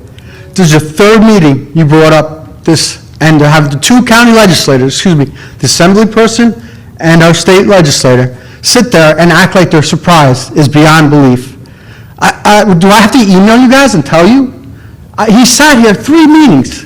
Another thing, we all talk about these the nuclear power plant SMRs. Now, one mentioned that the radioactive head, the reactor head is in the cooling towers. Not the cooling towers, but the spent fuel pools. Nobody mentioned that. Nobody raised the point of what is in this, besides the tritium. They're going to dump this into the Hudson River. Not one comment, not one question. I have no idea what you people are doing. I really don't. Mr. O'Brien, I want to thank you, because the last meeting there was 10 people here. So bringing up the nuclear power plant, I'm glad you all showed up. So I don't know what you're doing. The riverkeeper's got to go. This is your fault. The organization you belong to that raises money to protect the Hudson River sat in a meeting and accepted them dumping radioactive waste into the Hudson River. Put the Food and Water Watch in your place, you gotta go.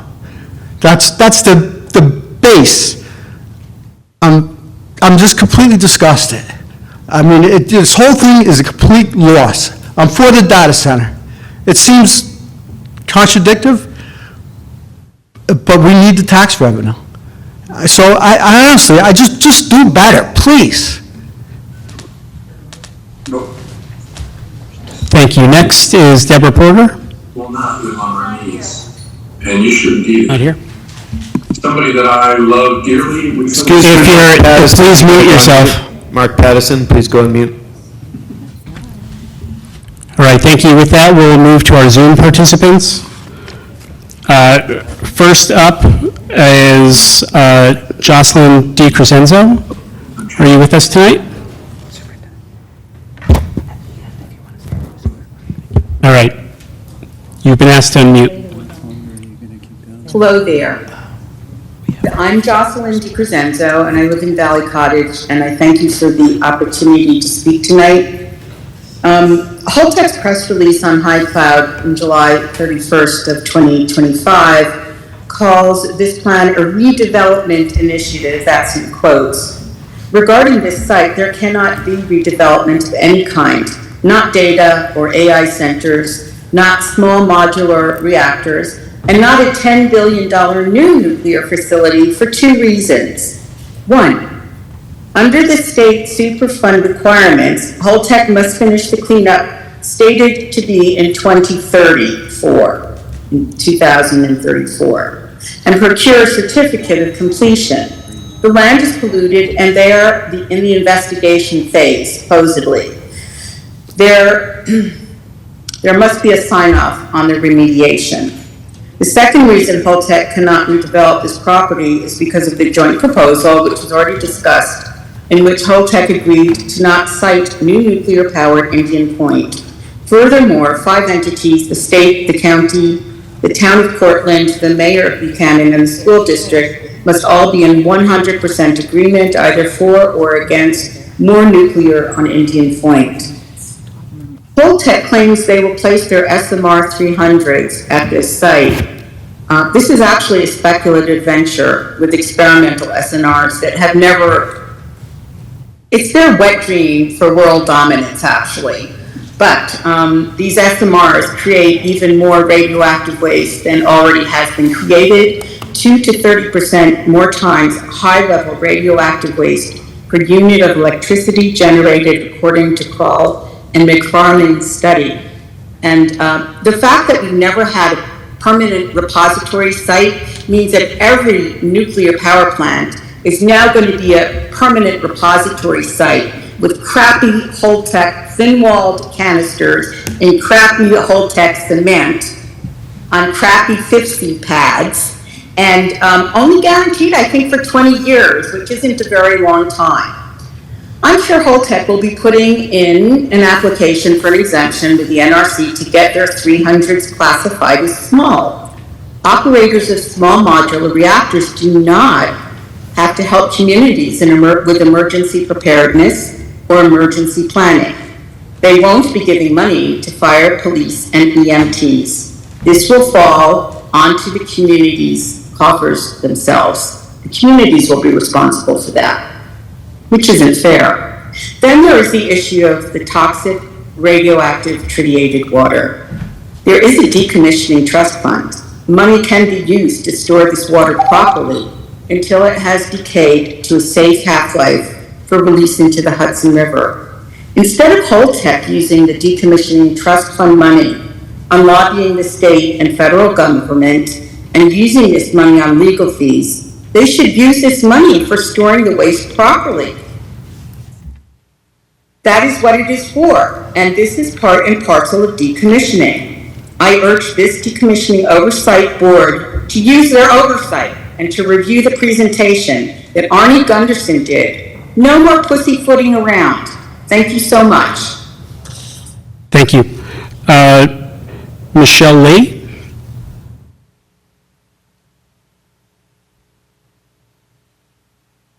Can you hear me? Yes, we can. Terrific. All right, so I was originally going to speak for 10 minutes. Tom and I spoke about this earlier today. Given the time pressure, I agree. I actually offered to do 3 minutes with the proviso that I'll submit a more detailed statement to the board, and also that I will come back to haunt you with more time in December. So not Halloween, but a couple months later. My basic thesis is this. It's a well-accepted standard for good governance that regulators have clear missions, independent leadership, and professional staff. And an essential but also well-accepted corollary is that oversight institutions tasked with the protection of public safety be insulated from political interference. So adherence to the standard will obviously range over time from good to bad for a variety of reasons, but the standard is the requisite lodestar. And to overload that metaphor, nuclear regulation in the United States is now in the supernova stage. What people who are very overburdened state regulators and legislators and officials may not be aware of is that the authority over nuclear, NRC, is now effectively vested in OIRA. Have you heard of OIRA? OIRA is the White House Office of Information and Regulatory Affairs. And of course, the DOGE team leads and whatever their refurbished titles are. I want to just read a short excerpt from a hearing, the first oversight hearing of the NRC conducted in years, which occurred a couple of weeks ago. And this regarded the executive order with which vested or control over the NRC and other agencies. So, Chairman of Right, by the way, there were usually 5 commissioners of the NRC. One was fired by the president, which is unprecedented, and 30 seconds. Resigned. Well, I won't have time to read his statement, but he was asked, I'll try to do it fast. Can the White House change the Nuclear Regulatory Commission's rules and decisions? The answer, quote, I may have to get back to you about that, just on detail. I'm not sure how that works. I do know that there is we have the ability to have conversations with them on things like that. Maybe aren't aligned, or that maybe they don't agree with something like that. So that's where we are, and I look forward to continuing our conversation. Thank you. Is Susan Heater on the line? Please raise your hand if you are. Oh. Okay, thank you. Thank you. Manager Green.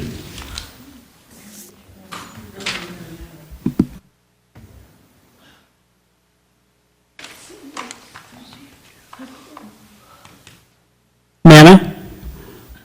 It took a while to unmute, sorry. Okay. I want to start by saying that a very basic concept that nuclear is absolutely not a climate solution. When you look at the full life cycle from uranium mining, milling, processing, transportation, operations, and ultimately storage in someone's community and putting that community at risk. It is not only not a climate solution, but it is endangered by impending climate change. For example, where the fuel rods are stored at Indian Point, during Hurricane Irene, there was an 11-foot storm surge. That wasn't enough to get the NRC to close down the facility, but if you add an 11-foot storm surge to 6 foot of sea level rise, you could block off the airflow that cools the fuel rods stored on site. It puts the surrounding communities at danger. It is by far the most costly. It has health impacts. And I think this whole discussion tonight is so contradictory. Holtec is supposed to be decommissioning Indian Point. They're being paid by a very large decommissioning trust fund to do that work. And now, in direct contradiction to the settlement agreement and the plans for decommissioning, they're considering small modular nuclear reactors on that site and rebuilding facilities that they're deconstructing. That just doesn't make sense. The other concern I have is about at some point, given the litigation that's going on about the Save the Hudson Act, I have concerns about if there is a release of 30 seconds. more radioactive water into the Hudson beyond what's already seeping from the groundwater, that puts the communities that take, the 7 communities that take their drinking water from the Hudson River at risk, and also the communities that are taking Hudson River water. Anyway, so those are major concerns that I have. The waste is stored indefinitely, and either of the solutions that Holtec is so-called floating would continue to put the communities at waste, make more radioactive waste. So thank you very much for the opportunity and the good work you're doing. Thank you very much, Manna. That concludes the public statement hearing portion of the meeting. If you could please go to the next slide.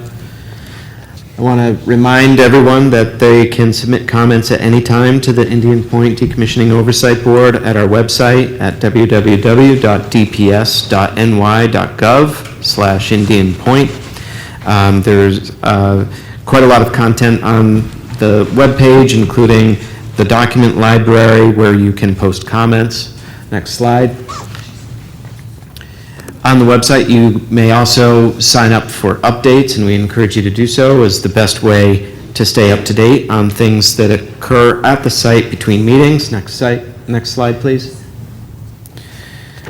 And we have a number of translation services available in multiple languages. Next slide. The next meeting of the Decommissioning Oversight Board will be on December 11th. And we will be notifying everyone on location, et cetera, closer to the meeting date. So thank you all. I want to just turn to my fellow DOB members to see if they have any closing remarks. Yes, Superintendent Trombley. I'll take the promotion. Just one quick follow-up and point of clarification. I do want to point out that our state legislators have been good partners in helping us explore how we do engage in these monitoring activities. In fact, we had a meeting on June 24th where we explored just that topic of if there is an event, how we do proceed with that, and they offered their support to, if we did hit any roadblocks, to reach out to them. And as soon as we did hear information that BNL would not be meeting with us, we did reach out to them. That just occurred just yesterday, so just wanted to clarify that. Appreciate that. Thank you very much. So with that, I thank you all for your attendance. I thank the DOB members for your engagement, and this meeting is adjourned. Thank you. Michael, let me reach out.